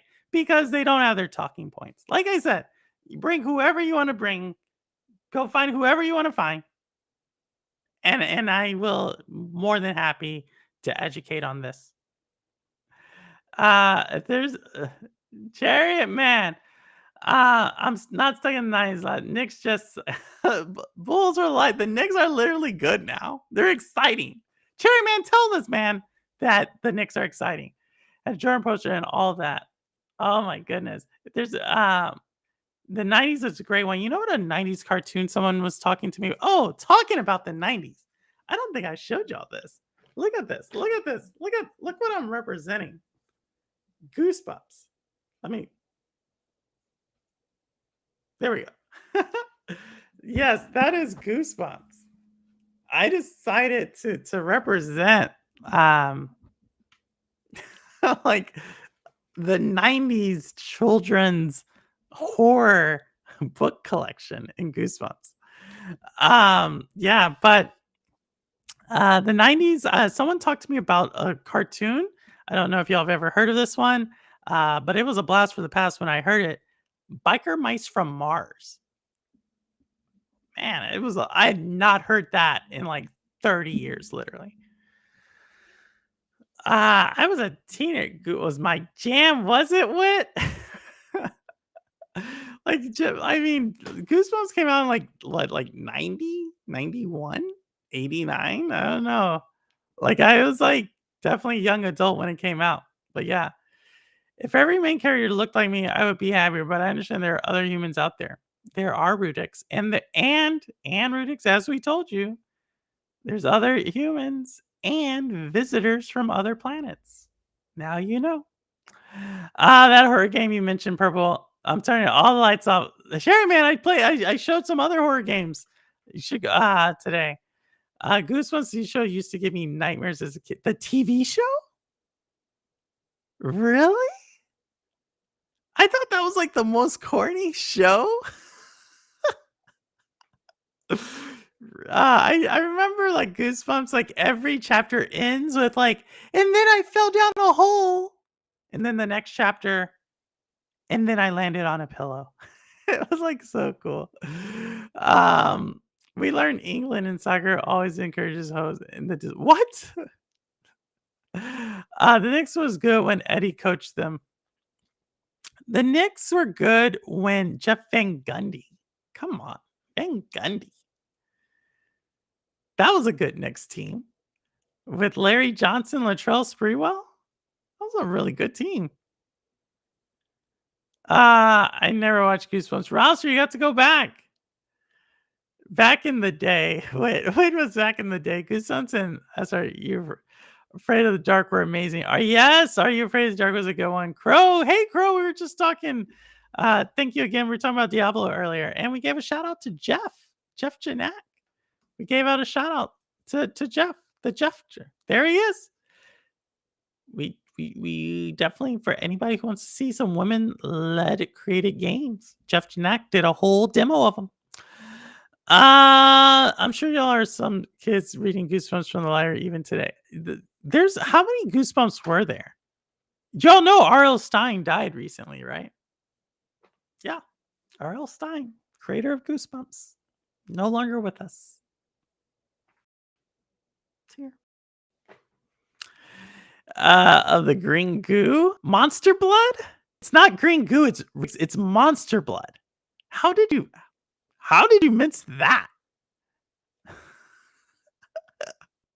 Yeah, I'm that person. I will call if it's Goosebumps like 1 through like 32. I probably know it. Okay. After that, I started getting into a series called Redwall. Now, if you know Redwall, you're good with me. Okay, but that's cool if you don't. I don't like horror, even horror light roster. Goosebumps is like, is it horror? I don't know, y'all. Is it horror? I could roll a lot of Goosebumps stories. Goosebumps. I mean, you had some central like characters, right? You had Monster Blood, that the green goo, as Rudix calls it. Slappy the dummy, right? That was a character in multiple. Anything with gnomes. I remember there was one with gnomes. They were kind of cool. Man, so many good Goosebumps stories. I could probably finish it in like what? Maybe 90 minutes, an hour now if I was really moving. But that was a lot of people. That's where a lot of people learned how to read novels. So shout out to Goosebumps. If y'all want to understand why we're talking Goosebumps, there goes Slappy. Look at the kid. He's reading it. I think there's something under the bed. Can I see it? Yes. Hands. Look, Rudix is going to get scared. Everybody's got to go to bed looking under their bed to make sure there's no green hands sticking out. Come on, the Knicks haven't been good since Ewing, Oakley, Starks, Jackson. Oh my, you forgot Anthony Mason on that list, Crow? How did you forget Anthony Mason part of that group? Oh my goodness. That was a good Knicks team. But guess who they lost to? The Houston Rockets. Yes, that Houston Rockets. I used to have a Slappy book where the eyes would light up when you press them. What? Seriously? I didn't even hear that. This is some new age stuff, Wit. Back in my day, we just had the Goosebumps with the cover, and we were excited about that. And on the back, it said, "Reader beware, you're in for a scare." Y'all don't know. Y'all don't know. Like, if you don't know, you don't know. Watch, like, Goosebumps gets sold out. This video's going to go viral. Everybody's going to go to their Barnes & Noble.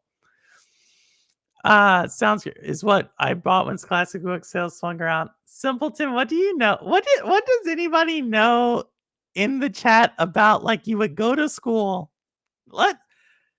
You may not have this, Rudix, where you're from, or Holtz, but in the US, there was a time you would go to school. Man, this is a great memory. You would go to school and they would give you like this paper catalog. And it was like a sheet of paper. It was really thin. And you would go home and you would cut out and you would like mark what book you want. And then you would give the teacher the money. And then the book would come in. And I used to think it was like crazy. I was like, what? That's crazy. Now I'm thinking like how much organization that took. Like, right? You would like send that in and it was kind of cool. Man, Sour Blow, congrats to the Celtics. We already said it, Sour Blow. Congrats to the Celtics. I've got problems as I watched Geese, which gave me chills, and it was multiplying, plus read Goosebumps, which gave me goosebumps. Holt, look at you. Where are you coming up with this, Holt? It's a special edition. I think they had it 3 Soppy stories. It's probably worth money now. Goosebumps covers are iconic. Yeah, they are. Like, I actually want to go to the store and buy a Goosebumps book right now just to read it. Because they always had these cool covers on it. And then you would start it and then you would just read it. They're super short. Man, Scholastic books. Yes. Yes. That's it. I remember that thin book. The paper was so... Yes, Roster was super thin. Exactly. It was like almost like... What is it? Carbon paper? I forget what that paper is called. But it was like super thin. And you would like go through... It was like reminiscent of like going and reading like a GamePro magazine. Granted, the Scholastic catalog wasn't that big, but it was like, those are the books. Like, like there was no internet. There was like no thing where we could just like go see the books, right? Like that were the books that were coming out. You could order the Goosebumps books if you wanted that, or whatever it was. Boxcart Kids. Like, I may be dating myself there, but you could order it. And Babysitter's Club. Wow, man. This is a long time ago. And then you got it. You got it like 2 weeks later. It was super cool. I know, Chairman. Days of Book Survivor, everything. Yeah, and like, I look back now and realize, like, shout out to the parents, to my mom and dad who would who would ensure that I had a book. Like sometimes, like it wasn't every time, but I imagine like there's sometimes like kids didn't have a book. Man, about to get all sentimental. I talked about reading the scholarship papers and all those kids' stories, and now I'm thinking about all the kids who didn't get a book during the thing. Gosh, it wasn't even the ink even got on your fingers. Yeah, it was like thin. I wonder if they still have that. This will bring back, yeah, it is. Game Players, GamePro, Nintendo Power, EG. Yes! Geek, you know all about that. Nintendo Power, my goodness. And then the stores started putting them in the plastic cover so you couldn't read them in the store. You remember that? Like before, you could get any gaming magazine and just open it up in the store, and then they started putting it in a plastic cover. So you couldn't read it unless you bought it. That's from a book poverty area since then. Whoa. I hope I was from a book poverty area since then. I always push books into the 2000s. Holtz, look at you doing your thing. You did take yourself bet when you said young adult in 91, but not too far from me as I was.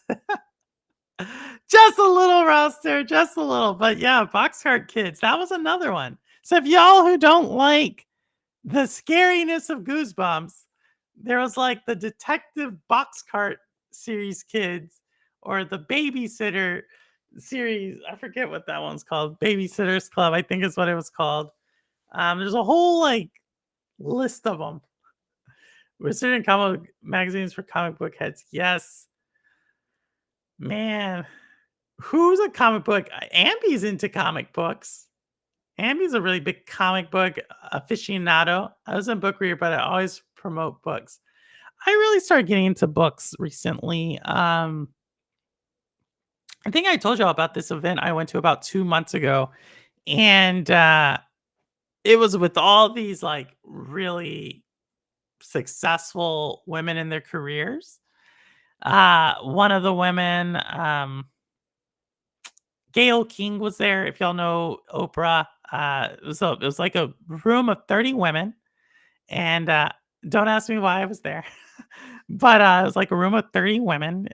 Gail King, Huma Abedin, some other people who were like in politics and media, and it was amazing. All these women like had best-selling books that they wrote, and so recently, like, note to self: if you're ever gonna have a coffee chat or talk with someone who's written a book, make sure you read the book because they're gonna ask you. And if you haven't read the book, you lost it.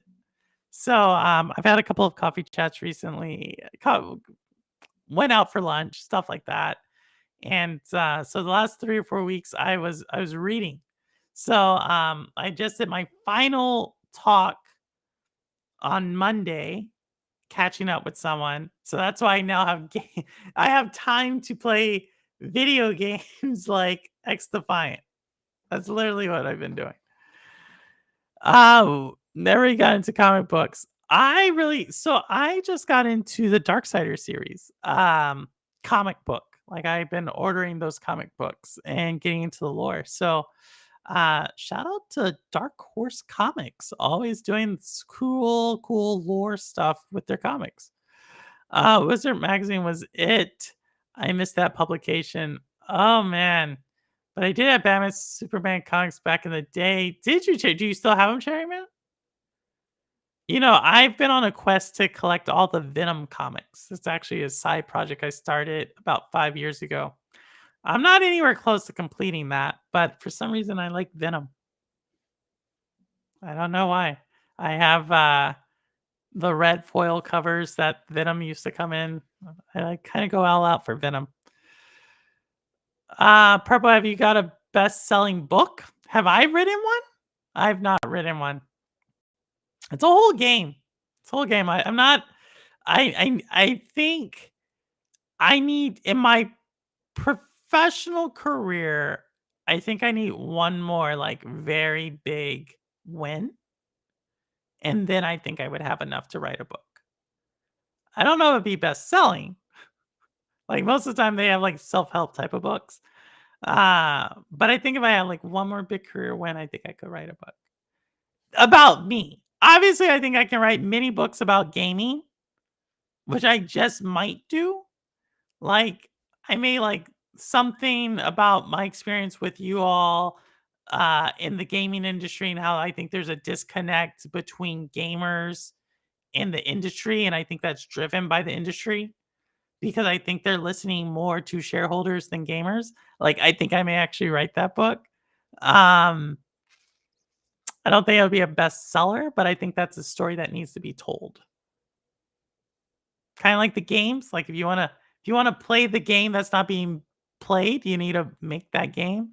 Like I want to read that story. Therefore, I probably should write that book. That's all I have. That's all I'm going to say for now. When oh, thanks, Roster. I'd probably give it away to all y'all. I would just be like, here you go. When I was in my freshman year of high school, I remember a teacher had us read a book about a trial and then divided us into roles. I was the defendant lawyer, but the other guys didn't read anything. Was this To Kill a Mockingbird? I'm just thinking like which books he would have maybe read in high school about trials. And To Kill a Mockingbird, dividing the classroom seems like what you would have read, Sourbloww. But that stinks because you read it and you were so prepared to come. Well, if you want to, if you remember what happens and it was To Kill a Mockingbird, I would be more than happy to participate in this. I finished the last book in the 3-body problem. I highly Ooh, the 3-body problem. Ah, good, good, good. Will you use a pen name? It's a good question. Would I use a pen name? Probably. I use a maybe. I think at that point I would probably reveal my real name. My real name and my real my exposure to gaming and why I have the perspective that I have. Because the trick of it is like anybody can actually write a book. The trick is actually to be a book people want to read. And you actually don't get the money for writing your first book or your second book. What you get money for, and I'm learning this, you get money for writing a book that's like speaks to a community, and then people will then invite you to talk about said book. And then you charge people for having you talk about your book. So the more interesting the book is, the more you can charge people to speak on the book's behalf. But the initial book, like even if it's like a pretty big contract, they'll pay, which is still really big, but you got to think like how long it takes to write a book. A lot of times the publishers will front you like $100,000 and then pay you another 100,000 at the end of the book. That may seem like a lot, but that's not a lot. But if it's a New York Times bestseller, you actually can charge $100,000 just to speak about the book for like 45 minutes. So that's little something I didn't know. But these women are very well versed because some of them do have New York Times bestsellers. With a challenge to write a book, call it a pawn to a queen. Ooh, I've thought about writing chess books. Like Levy, I told y'all, Gotham Chess, he just recently wrote a book. And I got to hear him speak about it. And that was super cool. It's not called that. It's just a chess book. But yeah, I don't know. I think I can relate almost anything in chess to a real life situation. Anything in chess and gardening to a real life situation. That's my thing. I know your real name. Don't you dare say it, Sour Do you? I don't know. There's a few people who do. But I'm like, do you? Maybe. Don't say it, Sour. I'm going to write a book and charge them for reading it. That's called selling it. Thank you, Simpleton, that you sold the book. Purple, why did you miss the biggest party of the summer? It was the pool party podcast. I did not know there was a pool. I just came in. I told you I've been busy. I didn't know y'all had a pool party podcast. I'm sorry. Gardening. Yes, gardening. That's what I've been doing. Miss Hayes, there, secret revealed. Rouster. Spoiler alert. Shh. Someone erase that. Yeah, no. Yeah, I think at that time I would do it. I actually am. There's a book writer I really there's a author who wrote a book about gaming that I'm trying to get on the channel.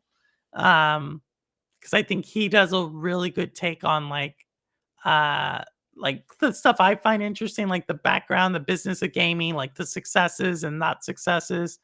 If you give me a second, I'll give you the name of it.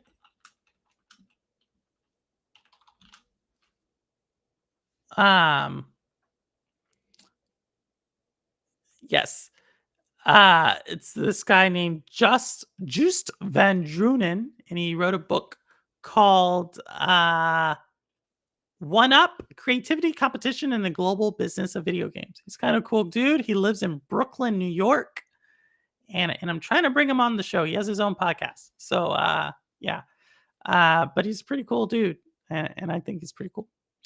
I'm great at chess. I always sing so many battleship. Oh my goodness. Holtz, here we go. Holtz, here we go. Here we go. But yeah, okay. We're gonna close it out at 10.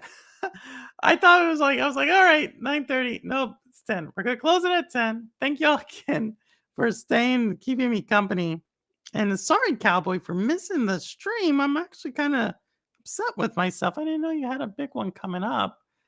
It's the summer. I'm trying to close out a few projects, and I didn't know you had that one. I apologize. Um, but yeah, I'm just playing. I just decided to stream from my pool today just for the heck of it. Oh, I was like, I don't remember this from the last few years, but I didn't know. Like I said, like Thursdays, I can try to make your shows on Monday, but and Wednesday y'all are talking wrestling, so I have no idea what that is. But Tuesday and Thursday is really hard. Like I am dashing to get in for this show on Thursday. And then Friday, no one streams on Friday.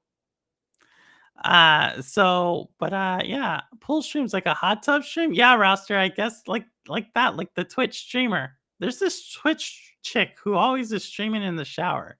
Like, I don't know why. Like, she always pops up. I'm the only cowboy here. Okay, Irvin. Oh, I could just hear that in someone's jokes. I played chess up to 21 from university days. Yeah, I was playing a lot of chess. So my chess and reading have taken a hit because I've been playing X Defiant. But I really do want to try to get back at a pretty competitive level of chess. I don't think I would stream it. I think those people who stream, like, if you can play at a high level and stream your games, that's really good. I don't think I can do it. I'm very like I dig really deep into one thing, so it's hard for me to like multitask. But with that said, I am thinking about streaming X Defiant.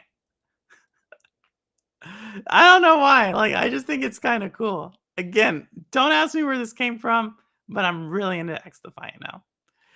Did you know it's Mr. Urban's birthday tomorrow? No, I did not, but I knew it was Primo's recently, and I think we have Cherry Man's birthday is recent. No?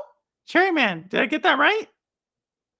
I know we have Primo and Chariot Man, and then Main Games and Windstar next month, and Doc Dark is next month. Did I miss anybody? I know I used to know everybody's birthday. I feel so bad now. Streaming in the shower, that sounds like crazy Louie. Oh, Louie. Louie's been streaming in the mornings. Sour, your co-hosts over there are so controversial. Xbox there. I feel like Xbox International is definitely console war central. Like, I feel like there's like, if y'all pop up and I'm like, oh man, y'all are like super into that.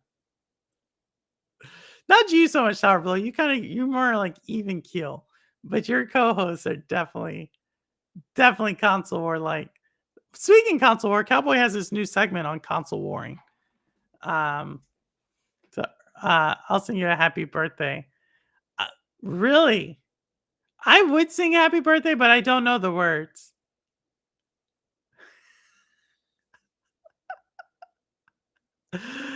Oh my goodness. Oh my goodness. Oh my goodness. I don't. I'm kidding. I think I do. But yeah. So y'all, as I said before, I'm going to be dropping a few videos in the next few weeks. Well, they're going to be a different flavor than probably, I'm just exploring, but they're different than what I've done in the past. But I am kind of just exploring some creative juices. I was like bouncing some ideas off some people, and I hope y'all like it. And just let me know what y'all think about it. They can get a little salty. It's my job to keep them in check. No, you do a good job. I like y'all. If y'all have not seen it, checked it out. Xbox International podcast. Crazy Louie does it a lot of mornings, but the actual podcast with Sour Blow, Louie, Silent Cypher, and Plume, Wednesdays 7:30. Great show they do. If you want to get the Xbox side of things, go over there. That's what I will say. If you want to get the crazy no uh no bars held back. I don't know what you call that. Like mudslinging, go to Cowboy's channel because he does a good hour worth of console warring. And if you want the PlayStation centric, well, we got the PlayStation brothers with Rudigs and Doragon. So I think I got everything. If you want the more extremes, we definitely have that. So let me know. That's like the King Thrashes and the Broom, Web Dave. Like those, you start getting in their channels and it gets a little bit more spicy. The bind is so complex when you're based. No worries, Sourbelow. Of course, Sourbelow. I thought we were going to talk about gaming, like presidents and policy and the difference between legal and policy. I'm up for that conversation. Cowboy, it's no filter. Yes, it's no filter. They go on it. I felt like last week I was watching it for a brief moment, and I felt like the Xbox side of the house had the momentum. But I think this next week, the PlayStation side of the house is going to snatch victory from the jaws of the Xbox fans. That's me. Atari. We showed an Atari game earlier. So shout out to Atari for making a comeback. Y'all know I'm a huge Atari fan. But I'm a bigger Nintendo fan. But I am cheering for Atari all the way. I'll check anything with you, Pearl. Well, not to check me. Oh my goodness. Yeah, I've been like I said, I need to get back into chess. But between gardening, reading books, and chess, all of that has like taken a sidestep. Now I am like playing X Defiant. So if y'all are playing X Defiant, let me know. I'm more than willing to, like I said, squad up and play it. I'm not a first person shooter, but that game has just got me going. And I just am going. Maybe it's because I like how Ubisoft does their first person shooters. Like I liked Rainbow Six. Maybe I should make a video about that. And I like that game. Xbox is running things right now. Xbox is showing trailers right now, Cowboy. Like I would love for that to be true, but y'all know I'm all about gameplay. And the last game that Xbox showed us that we got hyped up about,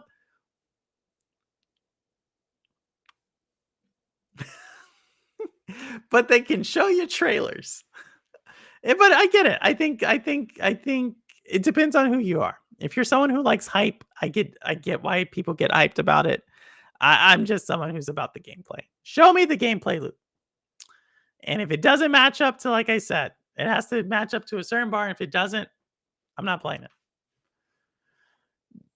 Oh, you are Chariot Man? Let me know. Send me your Ubisoft name.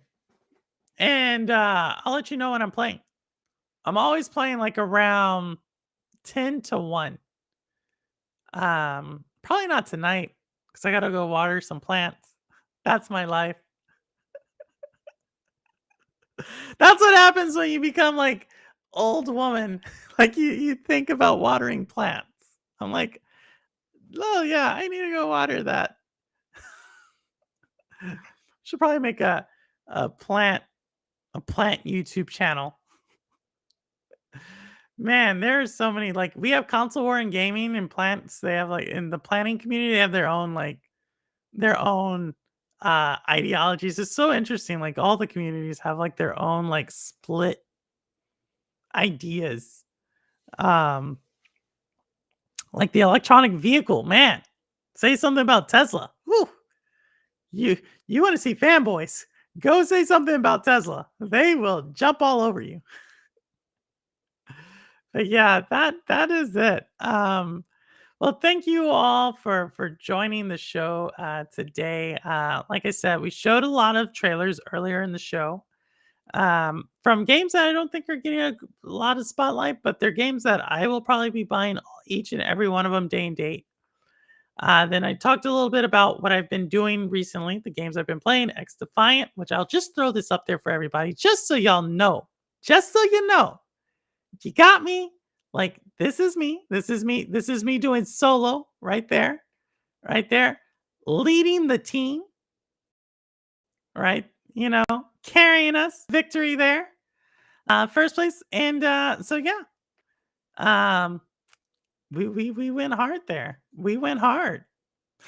Y'all are like purple. That's nothing. I get it. I get it. But that was the first day I was playing. I actually have some other scores that are a little bit more impressive, but you know, I'll take it where I can get it. When I was a kid, the 80-year-old neighbor would make me tea and toast with orange marmalade. Don't remember plants though. Really? Did you have but you lived in New York? Oh no, I do all sorts of plants. Remy and I, that's what we're gonna probably do here in a second, like I said. What's my most anticipated upcoming game? Not including DLCs. Because Dredge has a really good DLC. Remnant 2 is gonna have their third DLC. Prince of Persia has a really good DLC, and the expansion Diablo 4. All right, so not saying that. So the games that has to be better than those types of games. Black Myth Wukong. Really looking forward to Black Myth Wukong.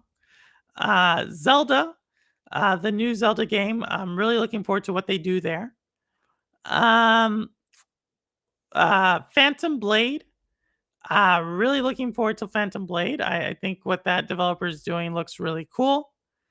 And then if I had to pick another one, obviously Little Nightmares. I'm really, really big on that, but that's got delayed a little bit. And then probably Mio, you know? It was a Metrovania Memories in Orbit. Metrovania we showed earlier. The Stolen Dream. I think that was a cool story that they showed. And probably Relic First Guardian.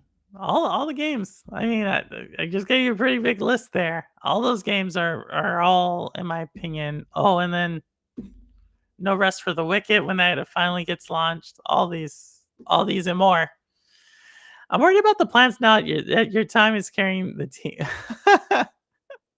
Yeah, they got a little. I gotta give them a little bit of love. But like I said, I water them either early in the morning or late at night. Just so you'll know, that's when you should water plants in the summer, so you don't burn the leaves with the water. But so I'll probably water them here. Just be a nighttime watering session. That actually sounded really perverted. I was on the edge of Wukong until I found it's not really a Souls game. Yeah, it's more like an adventure, action adventure. I mean, I think Souls games. So here's what I will say about Souls games.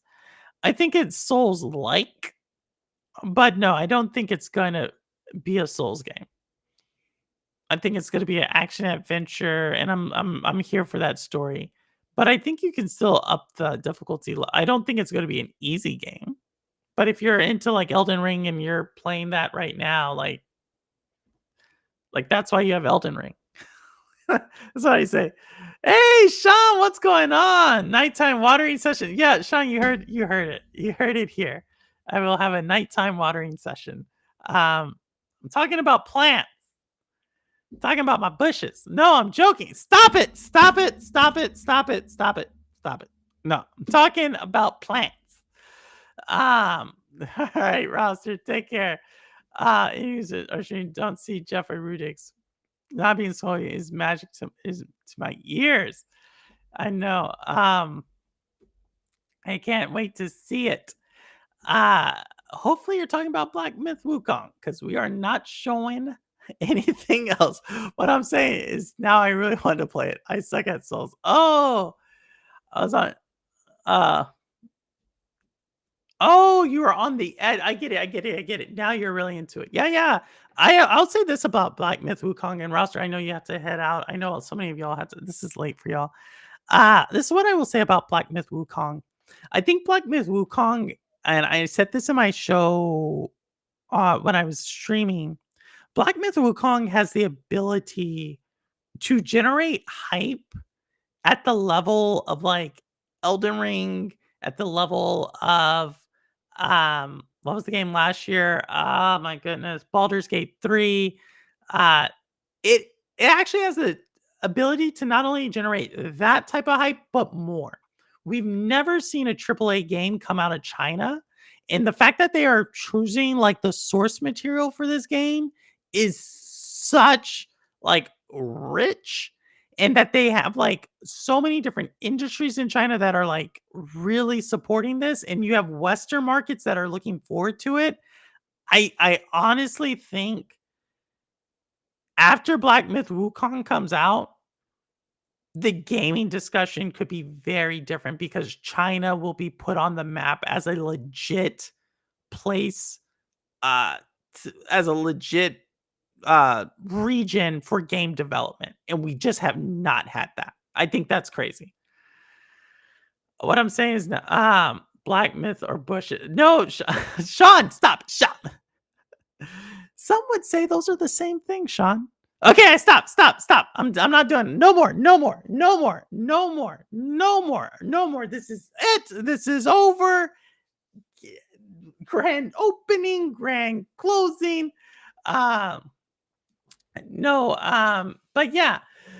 So Supernatural is a game I can't wait to play. Yeah, Chairman, that would be pretty cool. Like, there's so many games right now. So many. Like, I think so much of the discussion, and this is what I will say about this. Like, now I'm going to go on my MM2K rant. I think, like, E3, those games, like, showcases are for the diehards. But for, like, if there's a certain type of game you want, you actually will get, like, you already know the game's coming out. Like, I'm not like, I already see like the companies that I like to see, and I show you all those games. Like, I think that is all by design, right? I think the game companies know that they can lower their marketing budgets so they can put it into the game, because you have YouTube and you have content creators who are willing to spread the word about it. Like, the games I showed really weren't showcased that much in the showcase. I think I did show Mio from Nintendo. But other than that, like, these are games that I like went and found and heard about and said, like, yo, these are what I'm looking at forward to playing. And I showed it to you. I think showcases are just, I don't know, it's too blah. I don't like it. I thought we were canceling China in the West. TikTok when Wukong. They ain't canceling no TikTok. They haven't paid the right per TikTok. They're not canceling TikTok.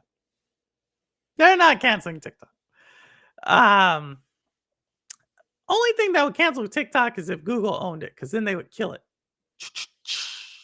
Late night talking about Plants, Horrors, and Shooters. Have you played Plants vs. Zombies? I've not played Plants vs. Zombies, but it sounds like something I would either really like or Lo-Fi Monk would really like. One or the other. Give me a simple RPG and I'm good. Oh my goodness, I hear you. Sean, what RPG are you playing? Which one? Like I said, I'm booked. Like, I have to finish Dredge. Dredge is probably the next one I will actually finish. When I finish Dredge, it's gonna probably make room for Zelda. And then somewhere in there, I gotta finish. Maybe I'll get burned out of X Defiant, but I'm not kidding y'all. Like, that's another thing. For some odd reason, anywhere I go, when I talk to security, and they're within the age range of like late 20s to like mid to late 40s, 75% chance that they game. It's like a 75% chance. And then we'll start talking about gaming. And no joke, every single one of them, they don't follow the showcases like the YouTube channels do. But they know games. I told them about X Defiant, and these are people who were like, yeah, I play Call of Duty. And they were talking about Call of Duty. They played X Defiant. And they're like, they're sold on X Defiant. I think X Defiant, so Ubisoft has something up there. They're doing something. They got me into it. So like the TV show, do I get to play as a baby? Ooh, Simpleton. Simpleton, are you into that? Are you into like the diaper thing, the baby? Like, no judgment, no judgment. I didn't see you as that type. But now I can see it. I see it. If you're into the diaper, I've been diehard in E3 since 90. Oh, look at Holtz talking about E3 spitting out his tobacco. Right now, I'm playing Chained Echoes. I'm catching up on my backlog. That's solid, Sean. Solid, solid. Like I said, I've been doing a lot of DLCs and trying to grind through some of this backlog, but X Defiant ruined it, man. I could have finished a game by now. Could have finished 2 games by now. But there I am, playing X Defiant. My thing right now, mostly 2 here. Stalker 2, Avowed, Doom, Mafia, Metro, and Perfect Dark. Metro for Nintendo, right? Mafia 4. I didn't even hear about Mafia 4. But I could see it. Doom. Oh, the one in the Dark Ages. See, I'm just never really a Doom fan. Avowed. I think Avowed's going to be probably the most successful of that list that you just listed. Stalker 2. I wasn't really into Stalker. And Perfect Dark. Here's my thing about Perfect Dark. I think the fans are gonna love it. I don't think it's gonna expand. I think it's gonna be like. I think the moment to have released Perfect Dark was like a few years ago. But I think the fans of Perfect Dark are gonna love it. Which maybe that's what it's about. You know what I mean? Maybe that's what it's about. Right, I'm playing Banishers and the story is epic. Cowboy, wasn't I telling you about Banishers? Yeah, I know you say it's about FCAT told you about it. But I show Banishers on my show. Banishers is one of my top 3 games right now of 2024. Banishers is cool. This is why I like third party. This is why I show Focus Entertainment. Focus Entertainment, like these publishers, what they're able to do, I like it. I like what they're doing, and they're going to build off of that, right? The gameplay is going to be better. The mechanics are going to get better. They've heard about the feedback on the gameplay loop. They have something going there with the story. I think, like, I'm a huge fan of Banishers. Huge fan of Focus Entertainment. Hence the reason I showed Mio. But yeah, I love that you're loving that game, Cowboy. That's my circles too. Only one of my friends care about YouTube and Showcase. All the others is word of mouth. Exactly, Sean. That I was like, it's kind of really made me change my perception. Because like these people, like these are people that I just like run into, and you'll hear them talk about like gaming. Like you'll hear them talk about a fighting game. And this other thing, like for people who Marvel versus Capcom, obviously coming out, not going to Xbox. Sorry to hear that, Sour Blow. But Xbox people are trying to say, like, that's an old game. That's not new. I'm telling you, I've heard more stuff come from people who are fighting game people excited about Marvel versus Capcom coming to Nintendo. That is selling Switches. Let me say that again. Marvel versus Capcom is selling Nintendo Switches at the end of its lifeline.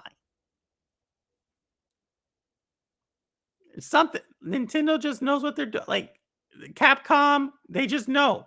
Like, I think what we get into in the YouTube blogosphere is not really where gamers are at. Like, it just isn't. Not the Metro 4A game. Metro.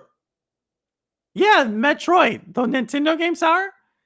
I'm back on Hellblade. Cinema. Cherry, you are? You're back on Hellblade? Cherry, man, the game takes like 4 hours. Like, how are you back on Hellblade? It takes me longer to like go to work and back than to play Hellblade. Sean, X Defiant, I'm telling you, I went back to Division. I want to play.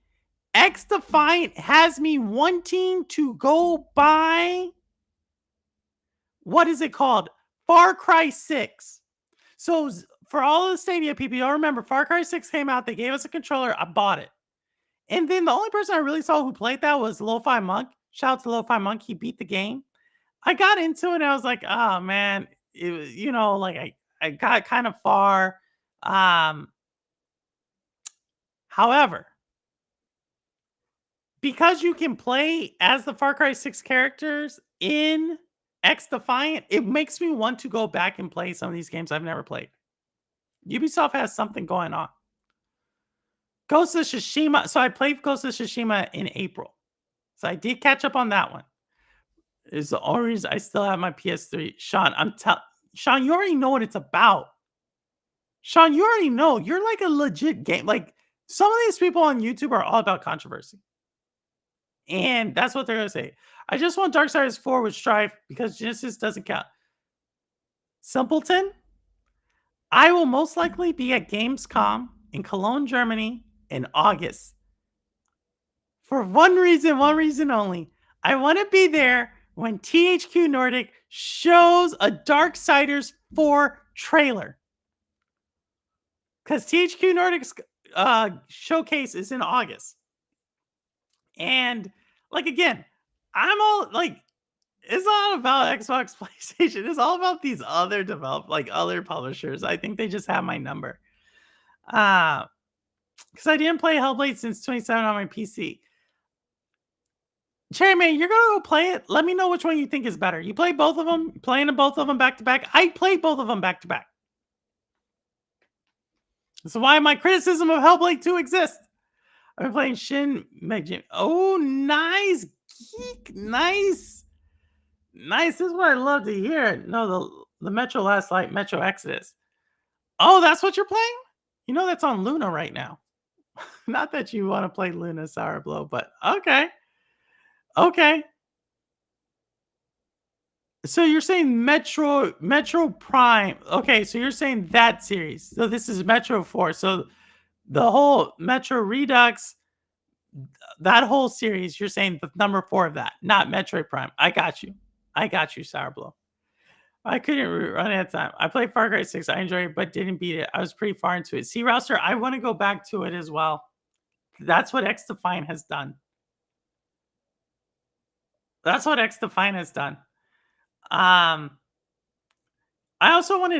meant to say this. Someone asked me this question about 6 months ago. Who is the biggest winner of the Activision Blizzard deal? Ubisoft. Ubisoft, if you imagine it, like in the cloud, Ubisoft literally has the rights to every shooter. That's crazy. Every shooter Ubisoft has the rights to. Well, the big ones in the Western markets. It's crazy. I've seen games get hyped on PC handheld, but it was on Switch beforehand. The industry is shifting, and you feel Nintendo. Yeah. Switch has it going on. Nintendo, in my opinion, is like, I mean, it's the number one. It's the reason it's the number one selling console of all time. That's all I got to say. And it's still selling consoles. It's crazy. It's the least powerful console of today. It's arguably more expensive for what you get. And I heard 2 different people tell me they're buying a Switch because of Marvel vs. Capcom. Man, I can't make this up. Actually, I could, but I'm not. See your check. Marvel is dirty old. I put so much time into that game. 1,000 years that I don't need to play it again. I'm going to roast that game. You're going to roast it? Go ahead, Anger Mama Knows. Go ahead. That's what I'm saying. Your show isn't what the people are talking about. Go look at social media for Marvel vs. Capcom. Fighting people love their games. Fighting game people will tell you right now, Mortal Kombat, they're more hype. Mortal Kombat came out last year. Where's Obi Rose Kenobi? All right, Tekken came out. Street Fighter 6 came out. That is a Capcom game. They're excited about Marvel vs. Capcom. And I can tell you why Capcom is doing this. Because most likely they're going to come out with a new Marvel vs. Capcom. Like Capcom, a smart company. Okay? But from what I've seen, I'm not even a fighting game type. Go ask TK9.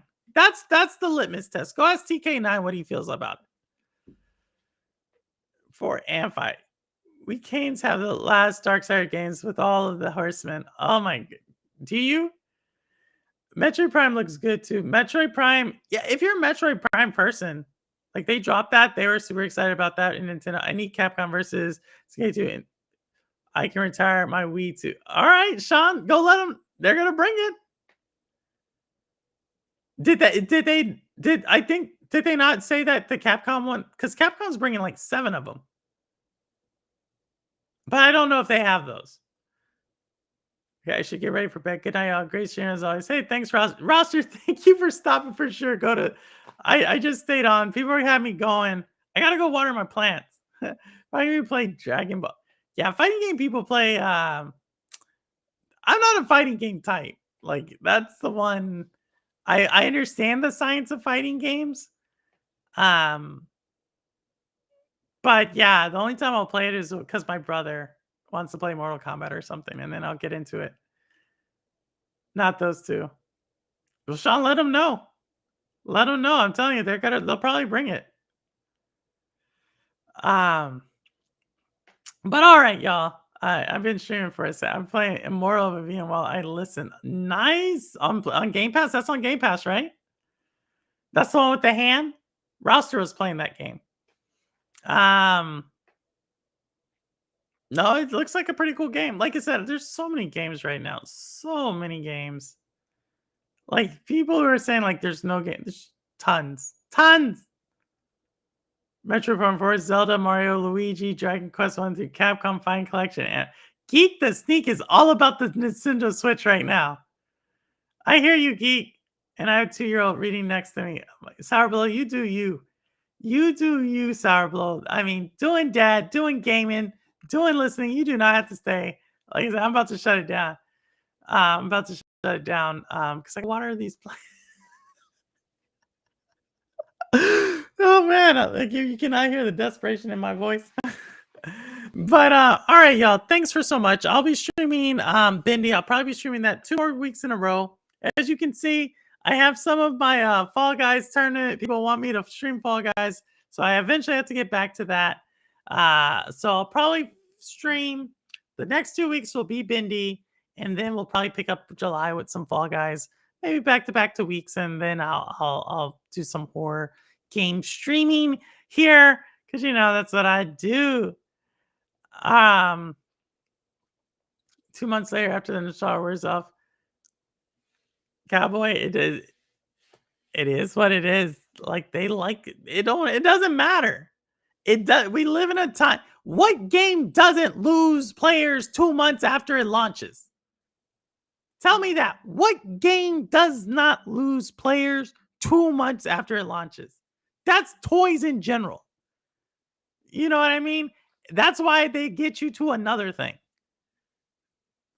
All right. Street Fighter 6 came out. It lost players a month after. Mortal Kombat came out. It lost players 2 weeks after. Tekken 2 came out. It lost players 2 months after. That's everything. Everything does that. Go water the bush. Sean, I did water some bushes. No one asked what plants are they. My friend is asking. What plant? So the main plant is a strawberry plant, but I have a peach plant that's coming up. I also have a Japanese maple, a weeping Japanese maple, white salix willow that I also just recently planted. And then I have some of my mom's tomato plants that I need to wash or water. A lot of them. And then the dogwoods. I have these dogwood trees that I'm trying to bring back in a Korean dogwood, which is a slight variant of a normal dogwood. So yeah, I have those. And then the bushes are just boxwoods. Yeah. I told you I have them. Like these are actually the plants I'm watering. But I'll take a picture one day. Monday I'll post a picture. All right. But that's it, y'all. I don't care where you game, how you game, why you game, what you game on, how long you've been gaming. As long as you're gaming, you're good with me. And as always, this is Purple Haze, and the proof is in the plan. All right, good night, everyone, and take care. Peace. Bye.